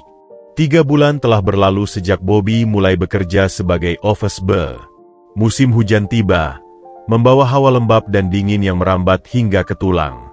Pagi itu, hujan deras mengguyur kota sejak subuh, membuat atap seng rumah kontrakannya berdentam-dentam keras. Bobby terbangun lebih awal, mengetahui bahwa perjalanan ke kantor akan lebih sulit hari ini. "Bobby, pakai jas hujan ini," ucap Bu Santi sambil menyodokkan jas hujan plastik berwarna biru tua yang sudah beberapa kali ditambal. Hujan deras sekali. Bobby memandangi jas hujan itu sebentar. Dulu, ia memiliki koleksi jas hujan bermerek yang harganya bisa untuk makan keluarganya selama sebulan. Kini, ia harus bersyukur masih memiliki pelindung dari hujan. "Iya, Bu. Terima kasih," katanya sambil mengambil jas hujan itu. Perjalanan dengan angkot pagi itu benar-benar ujian kesabaran. Bobby harus menunggu hampir 45 menit di halte yang bocor sebelum akhirnya mendapatkan angkot. Bajunya sudah setengah basah meski memakai jas hujan, karena air hujan merembes dari tambalan-tambalan yang sudah usang. Sesampainya di kantor, ia sudah terlambat 15 menit. Bosnya, Pak Rudi, sudah menunggu dengan muka masam di depan pintu. "Bobby, jam berapa ini?" hardik Pak Rudi, tangan menunjuk arloji di pergelangannya. "Kau pikir ini pesta dansa? Bisa datang semaunya." "Maaf, Pak, hujan deras dan angkot susah." "Diam," potong Pak Rudi. "Alasan, hari ini kau harus membersihkan semua toilet di 5 lantai. Dan aku ingin melihat pantulanku di lantainya. Paham?" "Baik, Pak," jawab Bobby dengan kepala tertunduk. Ia segera menuju gudang cleaning service untuk mengambil peralatan. Saat sedang mengambil ember dan pel, seorang karyawan wanita muda yang biasa disapanya dengan ramah, Maya, mendekatinya. "Pak Bobby, tadi ada tamu dari perusahaan lama Bapak. Mereka sedang rapat di lantai 4, bisik Maya. "Mungkin lebih baik Bapak hindari lantai 4 hari ini." Bobby mengangguk berterima kasih. "Terima kasih, Maya. Tapi aku harus membersihkan semua lantai, termasuk lantai 4. Dengan perasaan was-was, Bobby mulai bekerja dari lantai 1. Saat ia sampai di lantai 4 dan mendorong troli pembersihnya, ia mendengar suara-suara yang familiar. Suara mantan koleganya, yang dulu begitu menghormatinya, kini sedang asyik berdiskusi di ruang rapat. Saat Bobby membersihkan kaca jendela di koridor, salah satu mantan koleganya keluar dari ruang rapat dan melihatnya. "Oh, Bobby?" ucap pria itu dengan nada mengejek. "Rupanya benar kabar yang beredar. Kau sekarang jadi office boy." Bobby terus membersihkan kaca, berusaha mengabaikannya. "Selamat siang, Pak Andi." "Wah, masih ingat namaku. Terharu sekali," canda Andi dengan sinis. "Dulu kau memecatku karena laporan keuangan sedikit bermasalah. Lihat sekarang, aku jadi manajer, dan kau membersihkan kaca." Bobby menelan ludah pahit. "Saya senang untuk kesuksesan Anda." "Ya, tentu saja kau senang." Andi mendekat, suaranya berbisik tajam. "Kau tahu, kami semua di perusahaan lama sangat senang mendengar kejatuhanmu. Kau pantas mendapatkan ini semua, Bobby. Ingat bagaimana kau memperlakukan staf MU dulu." Sebelum Bobby sempat membalas, Pak Rudi muncul dari ujung koridor. "Bobby, kenapa lama sekali? Aku bilang bersihkan semua toilet, bukan mengobrol." "Maaf, Pak, langsung saya kerjakan," jawab Bobby cepat. Andi tertawa kecil. "Ternyata ada bos yang lebih galak dari kamu dulu. Nikmati pekerjaan barumu, Bobby." Sepanjang siang itu, Bobby membersihkan toilet dengan perasaan hancur.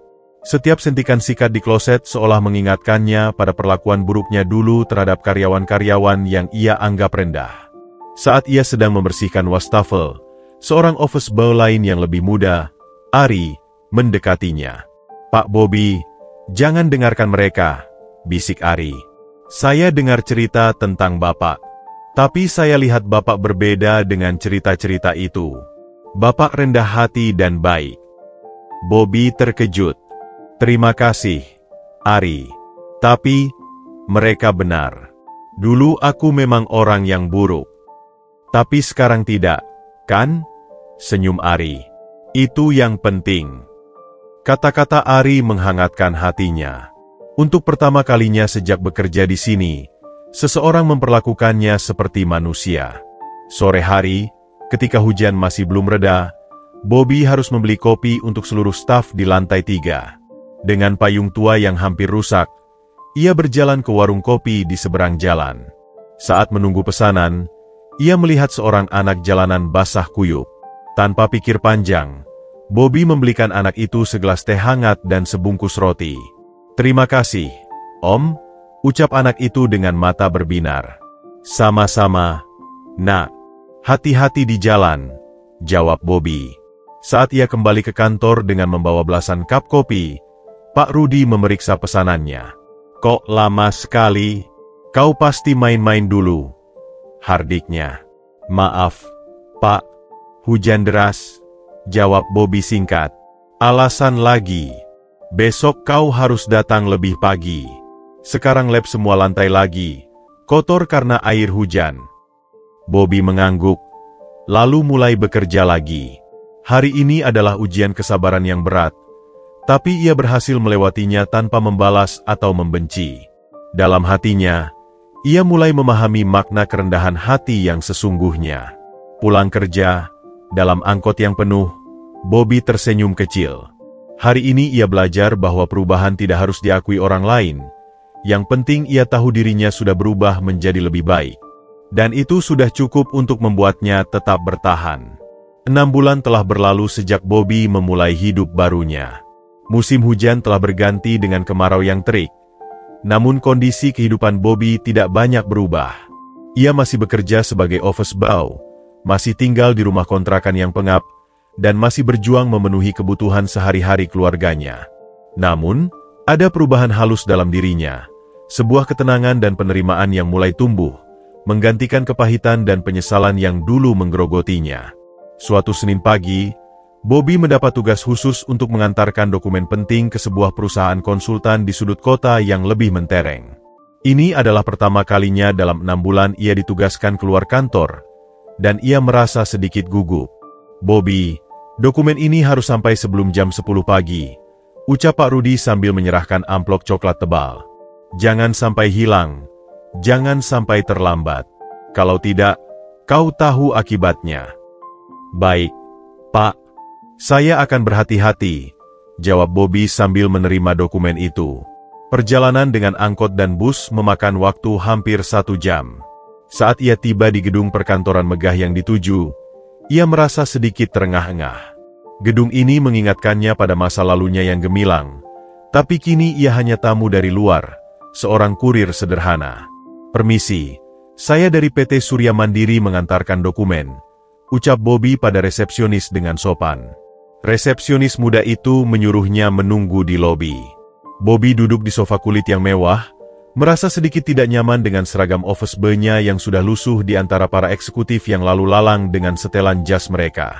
Tiba-tiba, dari balik pintu lift kaca, muncul sosok yang sangat dikenalnya. Marsha. Dia tampak berbeda, lebih percaya diri, lebih elegan. Rambutnya yang biasanya tergerai rapi kini dipotong pendek modern, dan ia mengenakan setelan bisnis wanita yang sederhana namun berkelas. Di tangannya ada tablet dan beberapa dokumen, dan ia sedang berbicara serius dengan seorang rekan kerjanya. Bobby membeku. Jantungnya berdebar kencang, campuran antara rasa rindu, malu, dan penyesalan. Ia berharap Marsha tidak melihatnya, tapi nasib berkata lain.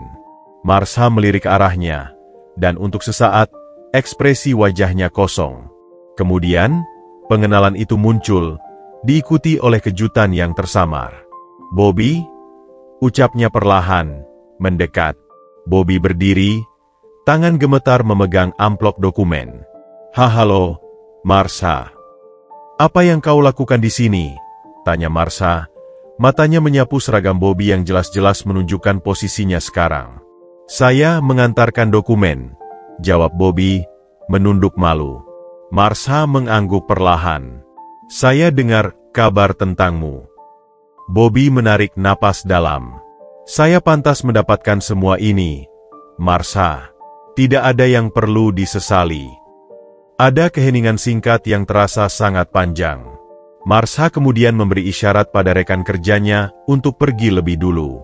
"Mari kita bicara sebentar," ucapnya, menunjuk ke sebuah ruang meeting kecil di samping lobi. Mereka masuk dan duduk berhadapan. Bobby tidak berani menatap langsung mata Marsha.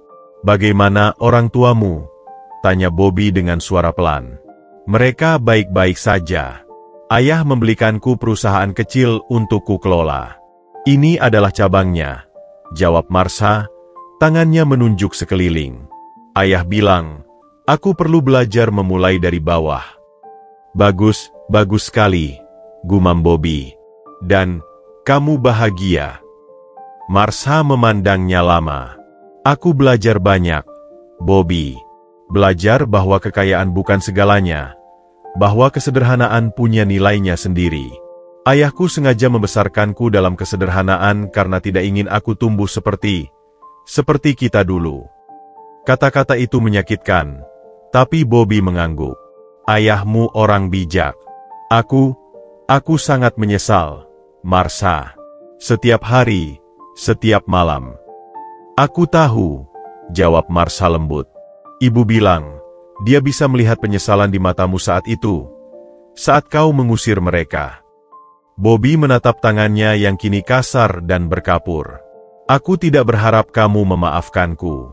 Tapi tolong sampaikan pada orang tuamu bahwa aku telah berubah. Aku bukan lagi orang sombong yang dulu." Marsha mengamatinya dengan seksama. "Aku lihat itu, Bobby. Dan aku menghargai perubahanmu." "Apakah?" Bobby berhenti, ragu. "Apakah ada kesempatan untuk kita?" Marsha menggeleng, tapi dengan wajah berbelas kasih. "Tidak, Bobby. Terlalu banyak yang sudah hancur. Tapi aku berharap yang terbaik untukmu. Sungguh." Saat itu, seorang sekretaris masuk. "Bu Direktur, rapat akan dimulai." Bobby terkejut mendengar gelar itu. Marsha sudah menjadi direktur di usianya yang masih relatif muda. "Maaf, Bobby, aku harus pergi," ucap Marsha sambil berdiri. Bobby juga berdiri. "Terima kasih, sudah mau bicara padaku." Marsha mengangguk. "Semoga kau menemukan kedamaian, Bobby." Dia berbalik dan pergi, meninggalkan Bobby sendirian di ruang meeting. Bobby berdiri beberapa saat lama, memandangi pintu yang telah ditutup Marsha. Ada rasa pedih, tapi juga kelegaan aneh. Setidaknya, Marsha baik-baik saja. Setidaknya, dia masih mau berbicara padanya. Dalam perjalanan pulang, Bobby merenungkan kata-kata Marsha. "Aku belajar bahwa kekayaan bukan segalanya." Betapa benar perkataan itu. Kini, dengan gaji kecilnya, ia justru menemukan kepuasan yang tidak pernah ia rasakan saat bergelimang harta.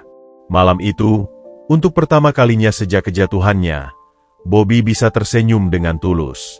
Pertemuan hari ini menyakitkan, tapi juga menyembuhkan. Ia tahu tidak ada jalan kembali untuk mereka berdua, tapi setidaknya ada harapan untuk masa depannya sendiri, sebuah harapan untuk menjadi manusia yang lebih baik, dengan atau tanpa kekayaan. Minggu-minggu berlalu setelah pertemuan tak terduga dengan Marsha. Bobby mencoba fokus pada pekerjaannya dan kehidupan barunya yang sederhana, namun bayangan percakapan mereka terus menghantuinya. Ada sesuatu dalam cara Marsha berbicara, dalam ketenangannya, yang membuat Bobby merasa bahwa sesuatu yang penting akan segera terjadi. Suatu Sabtu sore, Bobby mendapat tugas lembur membersihkan kantor karena besoknya akan ada kunjungan penting. Dengan sendirian di gedung perkantoran yang sepi, ia menyelesaikan pekerjaannya dengan hati-hati. Saat membersihkan meja di bagian administrasi, matanya tanpa sengaja tertuju pada koran mingguan yang terbuka di halaman sosialita. Dan di sana, di halaman kedua, terpampang besar-besarkan foto Marsha. Judulnya membuat jantungnya berhenti berdetak. Putri konglomerat Surip bertunangan dengan pengusaha muda berbakat. Bobby terjatuh di kursi. Tangannya gemetar memegang koran itu.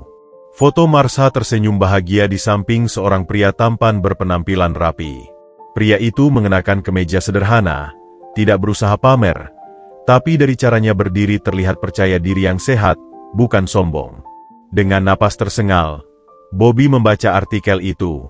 Marsha Surip, putri tunggal konglomerat low profile, Pak Surip, akhirnya menemukan belahan jiwanya.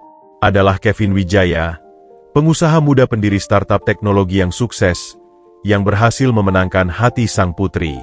Pertunangan mereka diumumkan dalam acara sederhana di rumah keluarga Surip. Bobby tidak bisa terus membaca. Matanya berkunang-kunang. Foto Kevin tersenyum hangat, tangan terulur memegang tangan Marsha, terlihat begitu natural dan tulus. Tidak seperti dirinya dulu yang selalu berpose dengan penuh gengsi. Jadi, dia sudah menemukan penggantiku, bisik Bobby pada ruangan kosong. Suaranya pecah. Ia terus memandangi foto itu. Marsha tampak benar-benar bahagia. Jenis kebahagiaan yang tidak pernah ia lihat selama mereka bersama. Di matanya ada kedamaian, penerimaan, dan yang paling menyakitkan, ada cinta yang tulus untuk pria di sampingnya. Tiba-tiba, ingatannya melayang pada malam ketika ia melamar Marsha. Saat itu, ia menyewa seluruh restoran bintang 5, memesan cincin tunangan seharga mobil, dan mengundang semua orang penting untuk menyaksikan. Marsha tersenyum, tapi sekarang Bobby menyadari, senyum itu tidak sampai ke matanya. Tidak seperti senyuman dalam foto koran ini. Aku tidak pernah membuatmu bahagia, bukan? Gumamnya pada foto Marsha. Aku hanya memberimu kemewahan, bukan kebahagiaan. Keesokan harinya, Bobby harus menjalani hari Minggu dengan perasaan hancur. Keluarganya melihatnya tidak enak badan, tapi Bobby tidak berani bercerita tentang apa yang membuatnya sedih. Kamu baik-baik saja, nak? Tanya Bu Santi saat sarapan. Baik, Bu. Hanya sedikit lelah, jawab Bobby memaksa senyum. Tapi di balik senyumnya, ada luka yang dalam. Setiap kali ia menutup mata, ia melihat foto Marsha dan Kevin. Setiap kali ia membuka mata, ia diingatkan pada kesempatan yang telah ia sia-siakan. Senin pagi, di kantor, Maya menyapanya dengan ceria seperti biasa. Selamat pagi, Pak Bobby. Ada kabar baik nih. Saya akan menikah bulan depan. Bobby terpana. Selamat, Maya. Dengan siapa? Dengan teman SMA, Pak. Dia supir angkot. Jawab Maya dengan mata berbinar. Sederhana sih, tapi baik sekali dan mencintai saya apa adanya. Kata-kata itu seperti pisau yang kedua kalinya menusuk hari Bobby. Apa adanya? Gumamnya. Ya, Pak. Dia tidak kaya, tapi selalu jujur dan tulus. Kata ibu saya, cari suami yang baik hatinya, bukan yang banyak hartanya. Bobby tersenyum getir. Ibu kamu bijak sekali. Sepanjang hari, Bobby bekerja dalam kesunyian. Pikirannya terus kembali pada Marsha dan Kevin. Ia membayangkan bagaimana pertunangan sederhana mereka, berbeda dengan pesta mewah yang ia rancang dulu. Ia membayangkan bagaimana keluarga Surip sekarang pasti lega telah menemukan orang yang tepat untuk Marsha. Saat pulang kerja, Bobby membeli koran yang sama dan membaca artikel itu hingga tuntas. Di bagian akhir, ada kutipan dari Pak Surip. Saya bangga pada pilihan Marsha. Kevin adalah pemuda yang rendah hati dan pekerja keras. Yang kami cari bukan kekayaan atau status, tapi ketulusan hati dan integritas. Kata-kata itu seperti tamparan terakhir. Bobby melipat koran itu dan menyimpannya di tas. Ini akan menjadi pengingat abadi baginya. Pengingat akan apa yang sebenarnya penting dalam hidup, dan apa yang telah ia sia-siakan karena kesombongannya. Malam itu, Bobby menangis dalam kesendiriannya. Bukan karena iri pada Kevin, bukan karena ingin Marsha kembali, tapi karena penyesalan yang begitu dalam bahwa dirinya dulu tidak bisa menjadi pria seperti Kevin, pria yang dicintai karena ketulusannya, bukan karena kemampuannya memamerkan kekayaan. Ini adalah pukulan terberat, karena kali ini, ia tahu tidak ada lagi harapan. Babaknya dengan Marsha benar-benar telah berakhir, dan ia harus menerima bahwa kebahagiaan Marsha tidak akan pernah lagi melibatkannya. Tekanan batin yang terus-menerus akhirnya mengambil korban fisik Bobby. Dimulai dengan batuk-batuk kecil di penghujung bulan, yang kemudian berkembang menjadi demam tinggi yang tidak kunjung turun. Namun, Bobby terus memaksakan diri untuk bekerja, takut kehilangan pekerjaan yang kini menjadi satu-satunya sumber penghasilan keluarganya. Suatu pagi di akhir pekan, Bobby terbangun dengan keringat dingin membasahi seluruh tubuhnya. Kepalanya pusing berputar, dan seluruh persendiannya terasa ngilu. Saat ia mencoba berdiri dari tempat tidur, kakinya limbung dan ia nyaris terjatuh. "Bobby, kamu baik-baik saja?" teriak Bu Santi yang kebetulan lewat di depan kamarnya. "Baik, Bu, hanya pusing sedikit," jawab Bobby sambil memegangi dinding untuk menopang tubuhnya. Pak Joko muncul dengan wajah khawatir. "Kamu demam, Nak. Aku bisa merasakan panasmu dari sini. Saya harus kerja. Yah, besok ada inspeksi dari pusat. Pak Rudi bilang semua harus hadir," bantah Bobby lemah. "Tidak mungkin," tegas Bu Santi. "Kamu tidak bisa jalan, apalagi kerja." Namun Bobby bersikeras. Dengan gemetar, ia mengenakan seragam kerjanya yang sudah dicuci bersih. Setiap gerakan terasa menyiksa, tapi ia terus memaksakan diri. Dalam pikirannya yang berkabut, ia takut jika ia tidak masuk kerja, ia akan dipecat, dan mereka tidak akan punya uang untuk membayar sewa rumah kontrakan yang sudah jatuh tempo. Di tengah perjalanan menuju halte bus, Bobby mulai kehilangan keseimbangan. Pandangannya berkunang-kunang, dan telinganya mendenging. Ia berpegangan pada tiang listrik, berusaha menenangkan napasnya yang tersengal. "Om, apa tidak apa-apa?" tawar seorang penjaga warung yang melihatnya terhuyung-huyung. "Baik, baik," jawab Bobby, tapi suaranya sudah hampir tak terdengar. Saat ia mencoba melanjutkan langkah, kakinya terpelintir dan ia jatuh tersungkur di trotoar. Dunia di sekelilingnya berputar cepat, dan kemudian semuanya menjadi gelap. Bobby terbangun di sebuah ruangan berwarna putih dengan bau disinfektan yang menusuk hidung. Melalui pandangan yang masih kabur, ia melihat infus tergantung di samping tempat tidurnya, dan suara monitor medis berdetak ritmis. "Alhamdulillah, kau sadar," ucap Pak Joko dari samping tempat tidur. Wajahnya tampak sangat tua dan lelah. Di mana saya?" tanya Bobby dengan suara serak. "Di puskesmas, Nak. Kamu pingsan di jalan. Seorang polisi yang membawamu ke sini," jelas Bu Santi sambil memegangi tangan Bobby. Matanya merah karena menangis.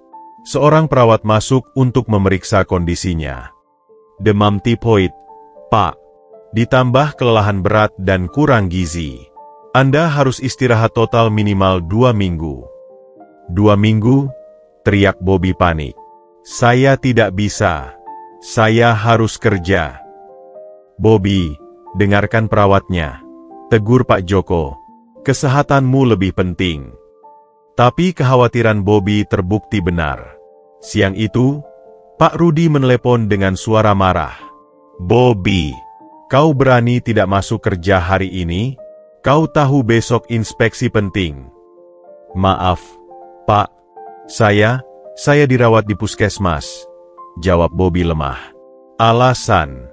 Kalau besok tidak masuk, jangan datang lagi," bentak Pak Rudi sebelum menutup telepon. Bobby menatap telepon dengan putus asa. "Dia akan memecatku. Yah, biarkan saja, Nak. Yang penting kamu sembuh," hiburnya Bu Santi. Tapi masalah tidak berhenti di situ. Malamnya, seorang petugas administrasi puskesmas datang dengan tagihan. Total biaya perawatan untuk 2 minggu adalah 3,5 juta.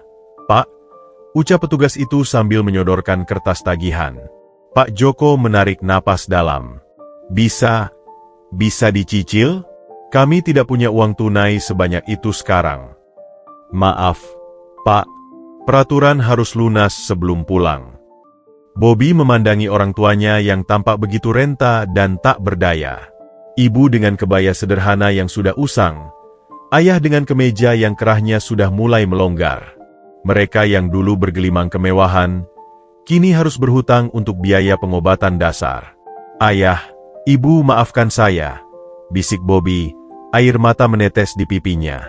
"Saya yang menyebabkan semua ini." "Jangan bicara begitu, Nak. jawab Bu Santi sambil membelai rambut Bobby. Kita keluarga. Kita melalui ini bersama. Tapi hutang. Kami akan cari cara, potong Pak Joko. Aku masih punya jam tangan ini. Mungkin bisa dijual. Bobby memejamkan mata, merasakan betapa dalam kejatuhan mereka. Dari keluarga yang bisa berobat ke Singapura untuk check-up rutin, kini harus menjual barang terakhir untuk biaya puskesmas. Dalam kesendiriannya di ruang rawat malam itu, Bobby merenungkan semua yang terjadi. Penyakitnya bukan hanya fisik, tapi juga jiwa. Kesombongan masa lalunya telah meracuni segala aspek kehidupannya, dan kini ia harus menanggung konsekuensinya. Tapi di balik kepedihan ini, ada pelajaran berharga. Ia menyadari bahwa di saat-saat tersulit, keluarganya tetap bersatu. Cinta mereka tidak pernah pudar, meski kemewahan telah pergi.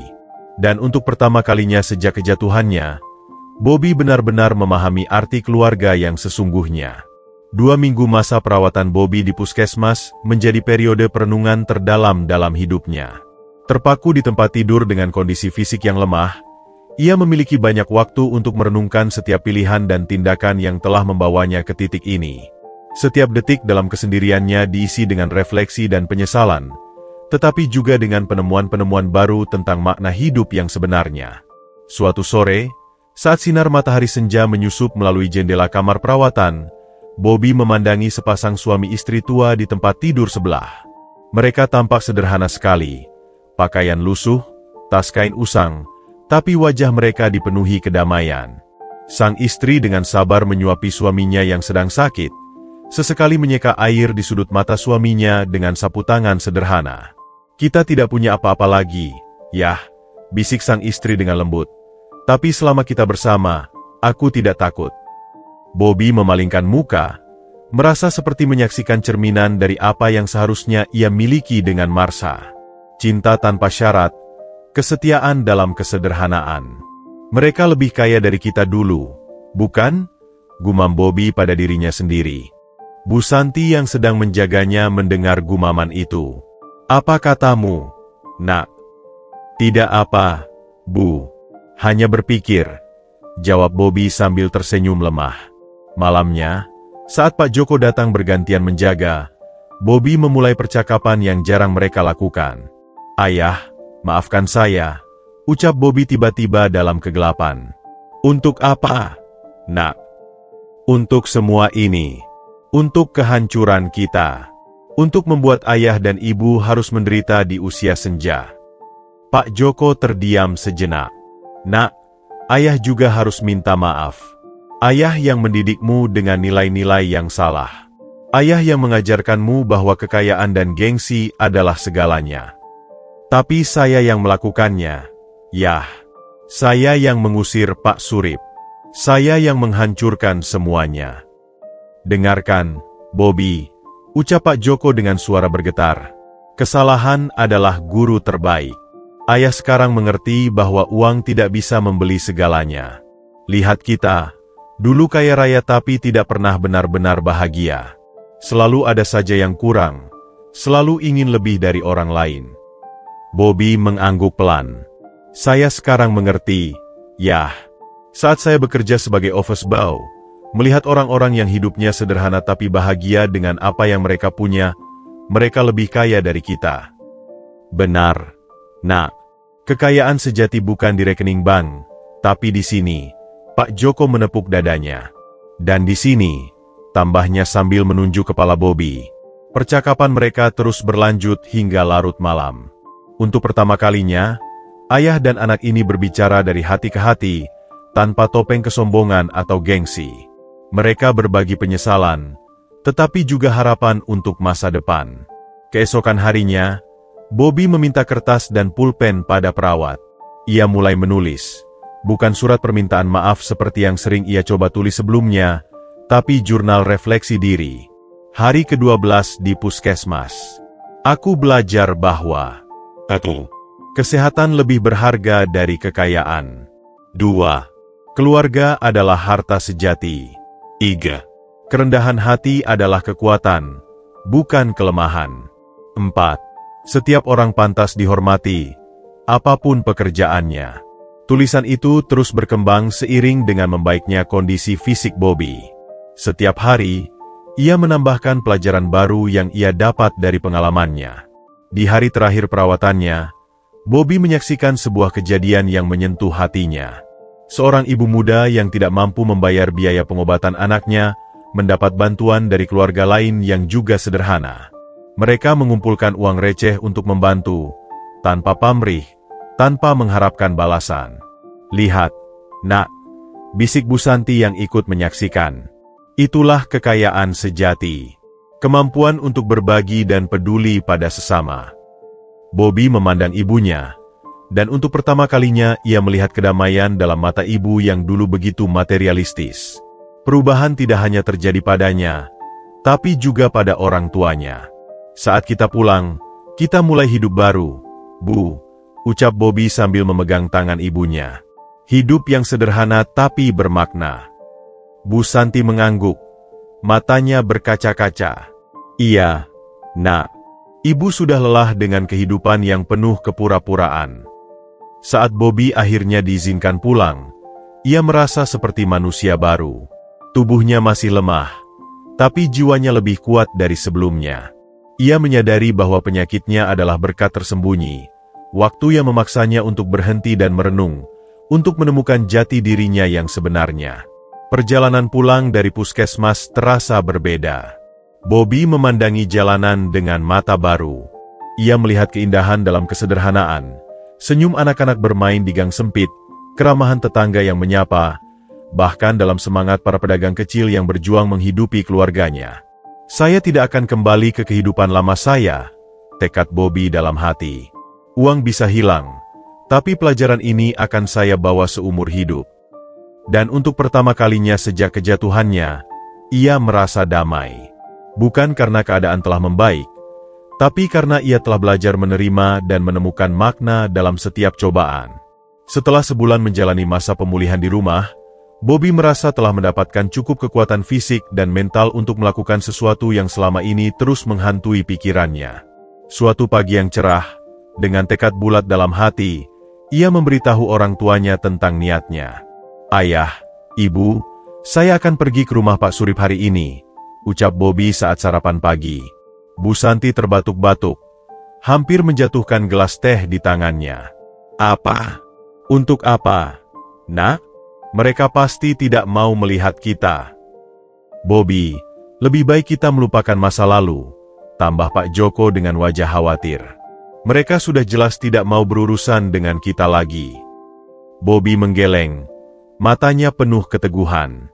"Ini bukan tentang meminta mereka menerima kita kembali.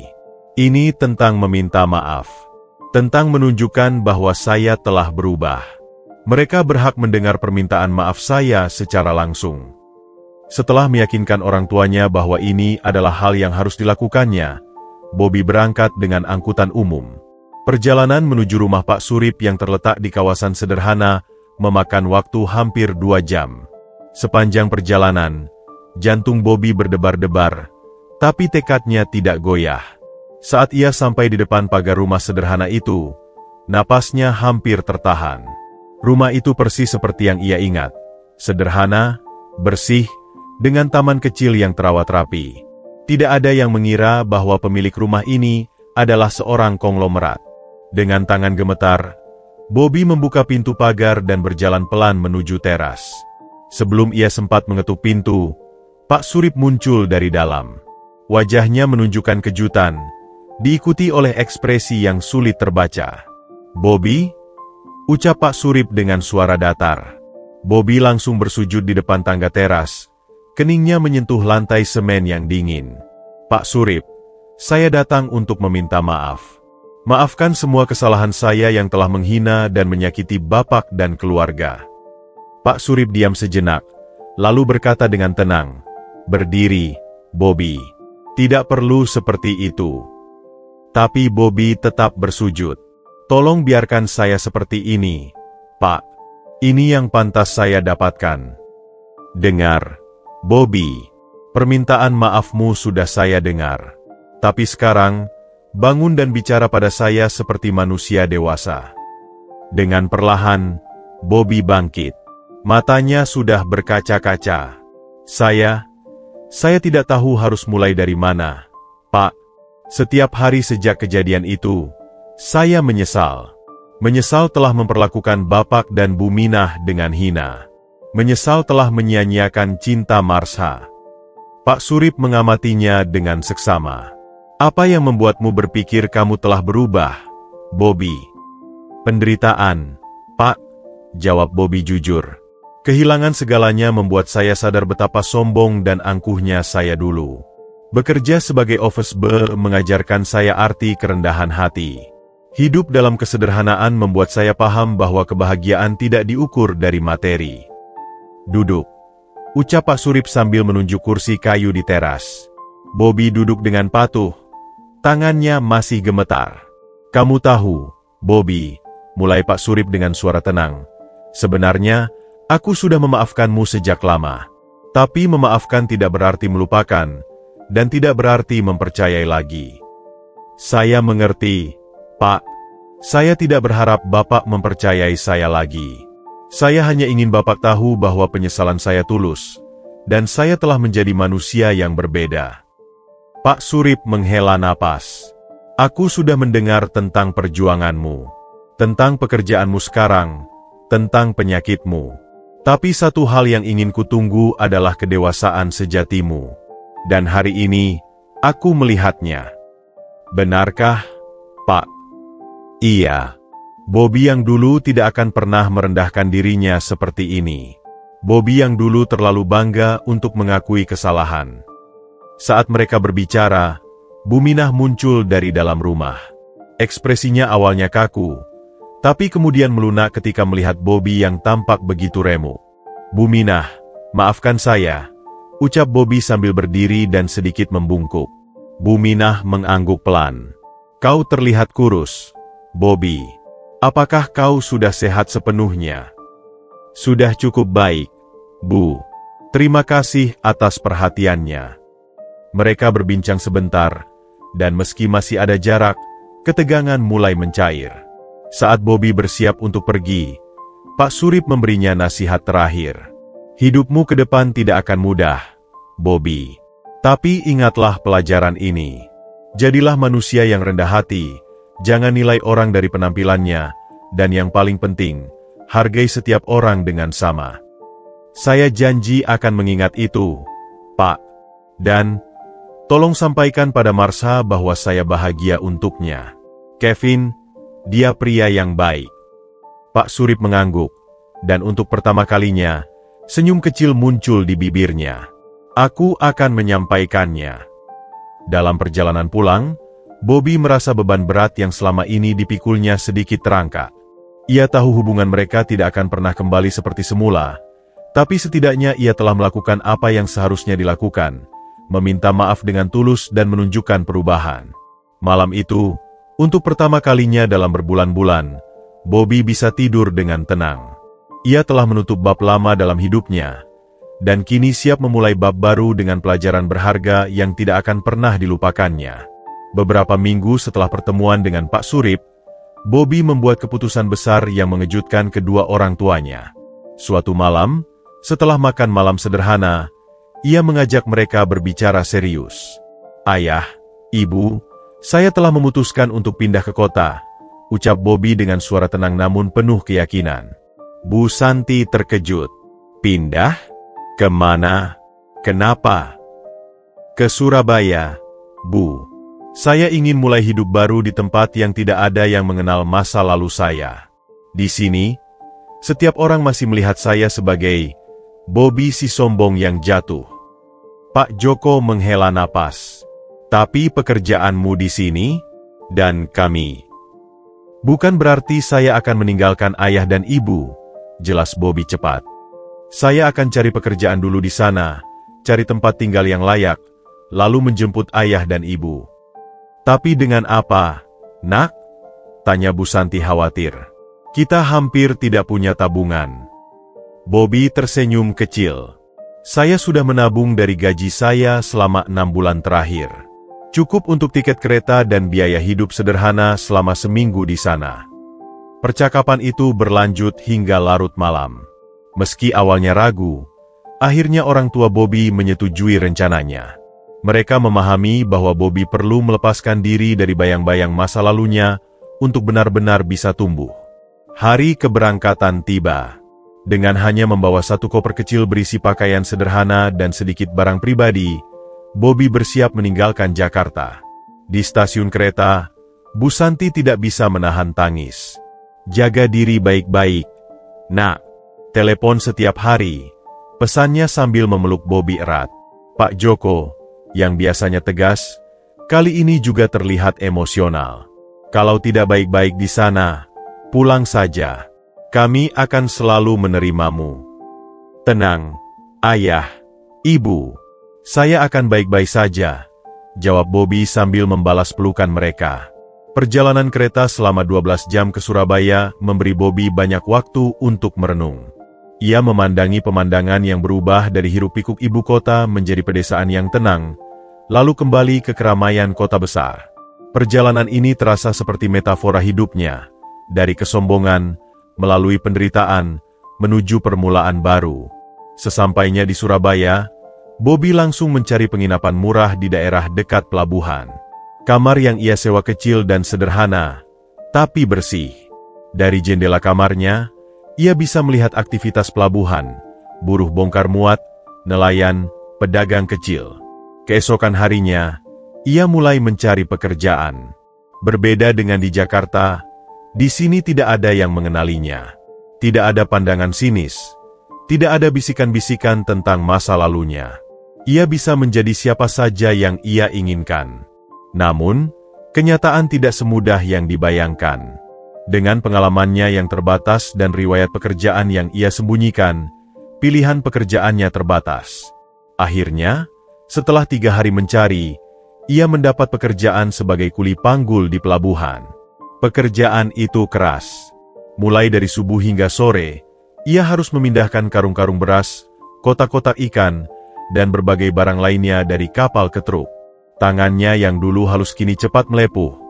Kulitnya yang dulu terawat kini menghitam oleh terik matahari.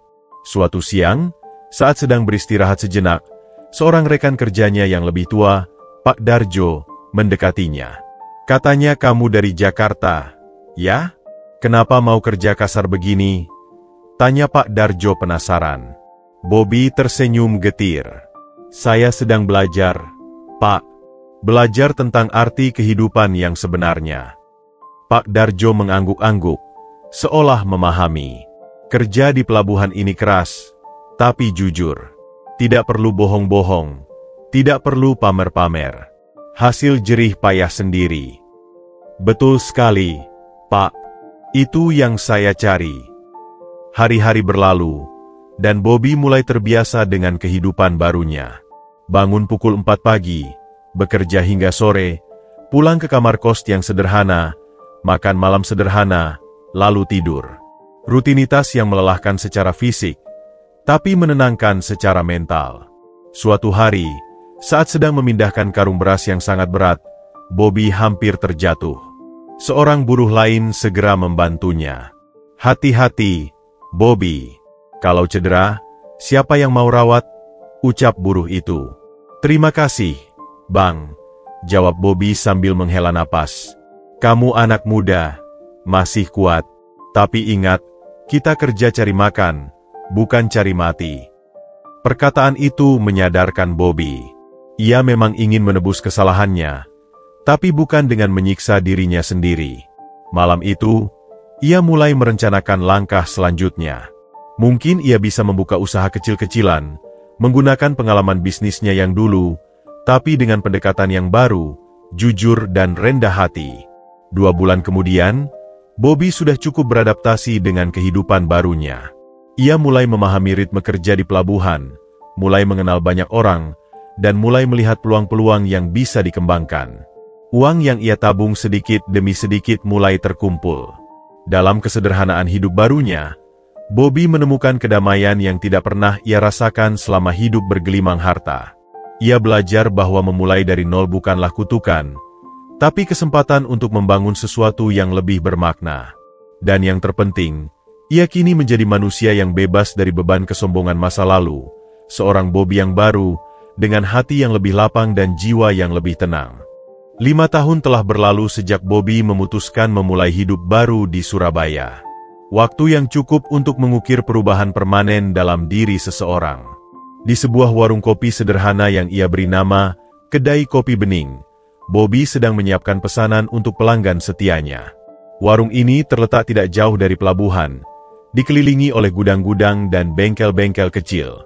"Pak Bobby, kopi tubruk spesial seperti biasa," panggil seorang pelanggan, seorang sopir truk yang sudah menjadi langganan sejak warung ini dibuka 3 tahun lalu. "Sebentar, Bang Jono. Sedang diseduh," sahut Bobby sambil tersenyum. Warung kopi ini adalah hasil kerja keras dan tabungan Bobby selama 2 tahun pertama bekerja sebagai buruh pelabuhan. Dimulai dari gerobak sederhana, kini telah berkembang menjadi warung permanen dengan 10 meja. Meski sederhana, warung ini selalu ramai dikunjungi karena kopinya yang enak dan harga yang terjangkau. Sore itu, saat Bobby sedang membersihkan meja setelah jam sibuk, seorang pria paruh baya dengan kemeja sederhana masuk ke warungnya. Bobby langsung mengenalinya, meski sudah 5 tahun tidak bertemu. "Selamat sore, Bobby," sapa Pak Surip dengan senyum hangat. Bobby tertegun sejenak, lalu segera menyambutnya. "Pak Surip, silakan duduk. Apa yang membawa Bapak ke sini?" "Saya sedang urusan bisnis di Surabaya." Mendengar tentang warung kopi ini dari seorang rekan, jawab Pak Surip sambil duduk di bangku kayu sederhana. Dengan tangan sedikit gemetar, Bobby menyuguhkan kopi tubruk spesial dan beberapa kue tradisional. "Ini pesanan khusus saya dari ibu-ibu di sekitar sini. Enak, kok." Pak Surip mencicipi kopinya, lalu mengangguk puas. "Enak. Dan warungmu juga bagus. Rapi dan bersih." "Terima kasih, Pak. Saya belajar pelan-pelan." Mereka berbincang-bincang tentang berbagai hal. Bobby bercerita tentang perjalanannya membangun warung ini, tentang pelanggan-pelanggan setianya, tentang kehidupan barunya yang sederhana namun bermakna. "Aku lihat kau sudah berubah, Bobby," ucap Pak Surip tiba-tiba, matanya memancarkan kebijaksanaan. "Bukan sekadar perubahan penampilan, tapi dari dalam." Bobby menghela napas. "Perubahan itu datang dengan harga yang mahal, Pak. Tapi saya bersyukur untuk semua yang terjadi. Kau tahu, selama ini aku mengikuti perkembanganmu dari jauh. Tentang bagaimana kau bekerja keras di pelabuhan, tentang bagaimana kau membangun warung ini dari nol, tentang bagaimana kau merawat orang tuamu yang sekarang tinggal di sini bersamamu." Bobby tersenyum. "Iya, setahun setelah warung ini mulai stabil, saya menjemput ayah dan ibu. Sekarang mereka membantu menjaga warung saat saya harus ke supplier. Dan kau tidak pernah menggunakan gelar sarjanamu atau pengalaman kerjamu yang dulu untuk mencari jalan pintas," tambah Pak Surip. "Tidak, Pak. Saya ingin membangun semuanya dengan jujur. Dari bawah." Pak Surip memandangi Bobby dengan kagum. "Inilah yang selalu kutunggu dari dirimu, Bobby. Bukan kesuksesan materi, tapi kedewasaan dan kerendahan hati." Percakapan mereka berlanjut hingga matahari mulai terbenam. Pak Surip bercerita tentang Marsha yang sekarang sudah menikah dengan Kevin dan memiliki 1 anak.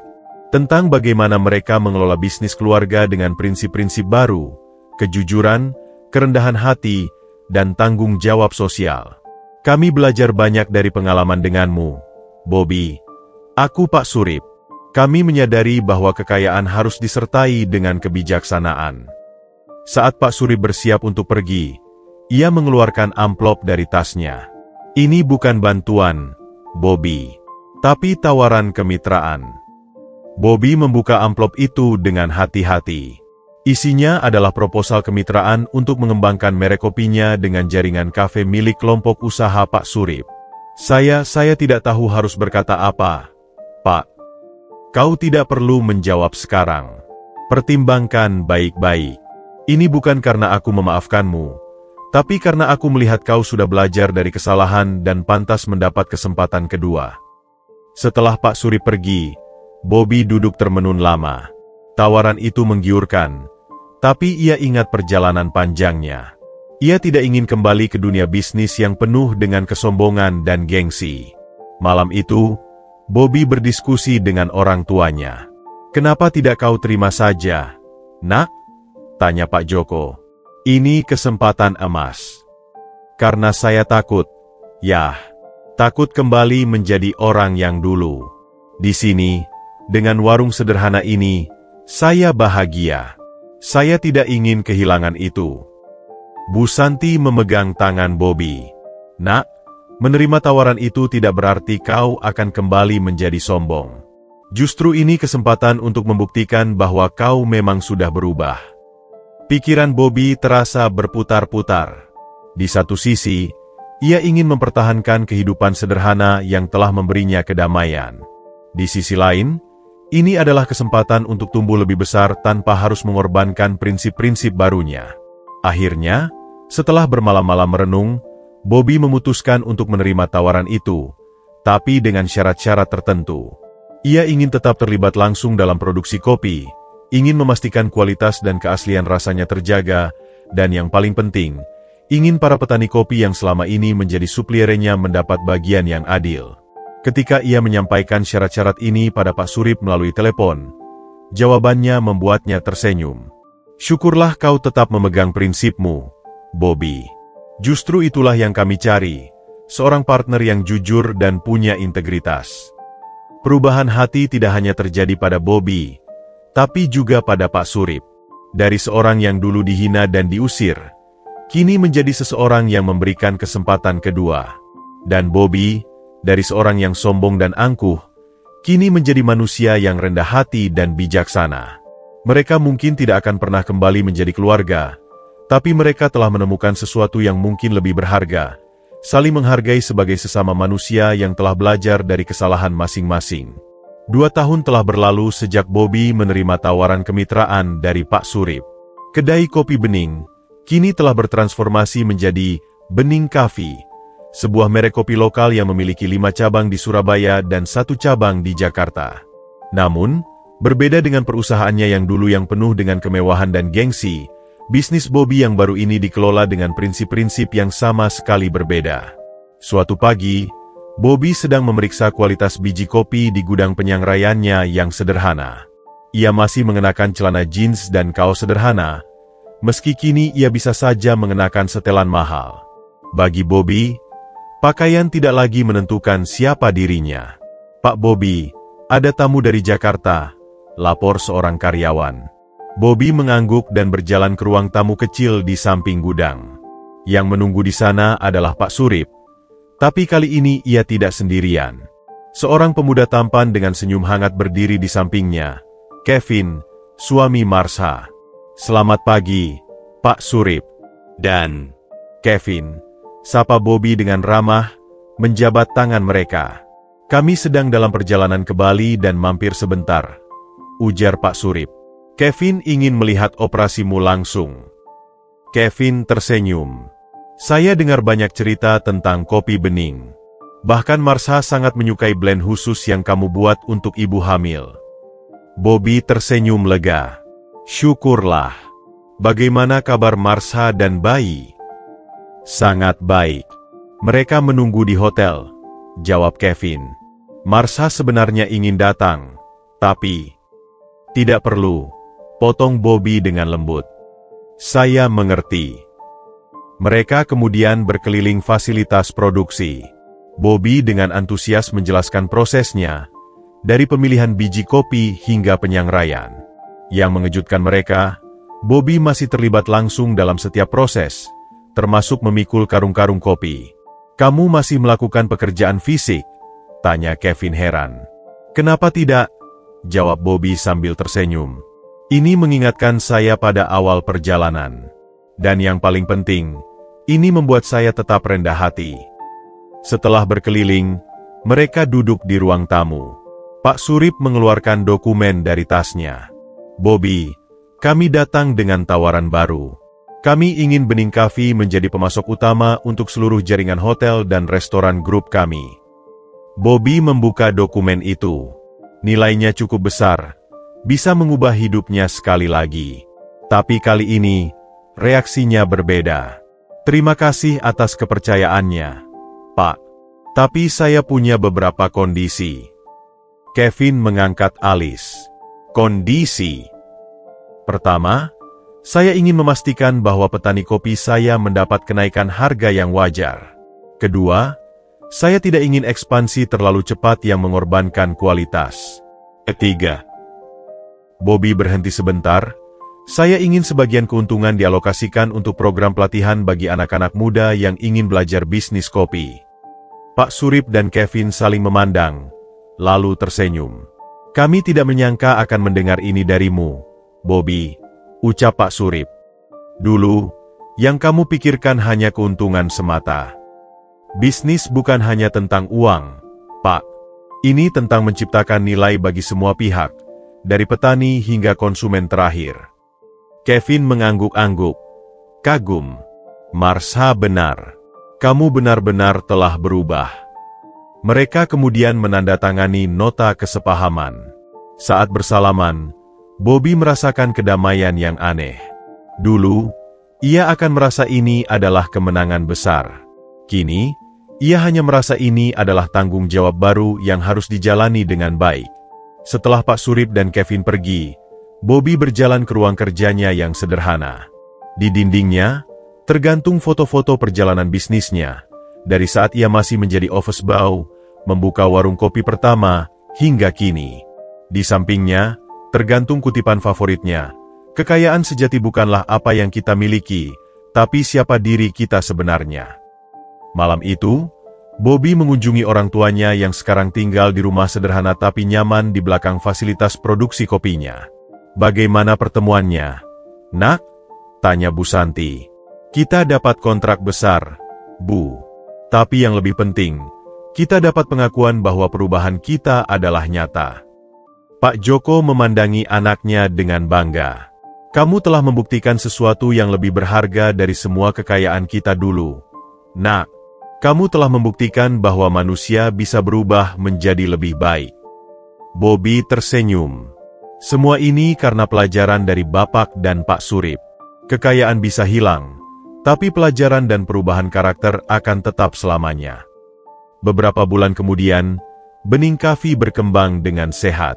Bobby tetap rendah hati, masih sering terlihat menyapu halaman atau menyajikan kopi langsung ke pelanggan.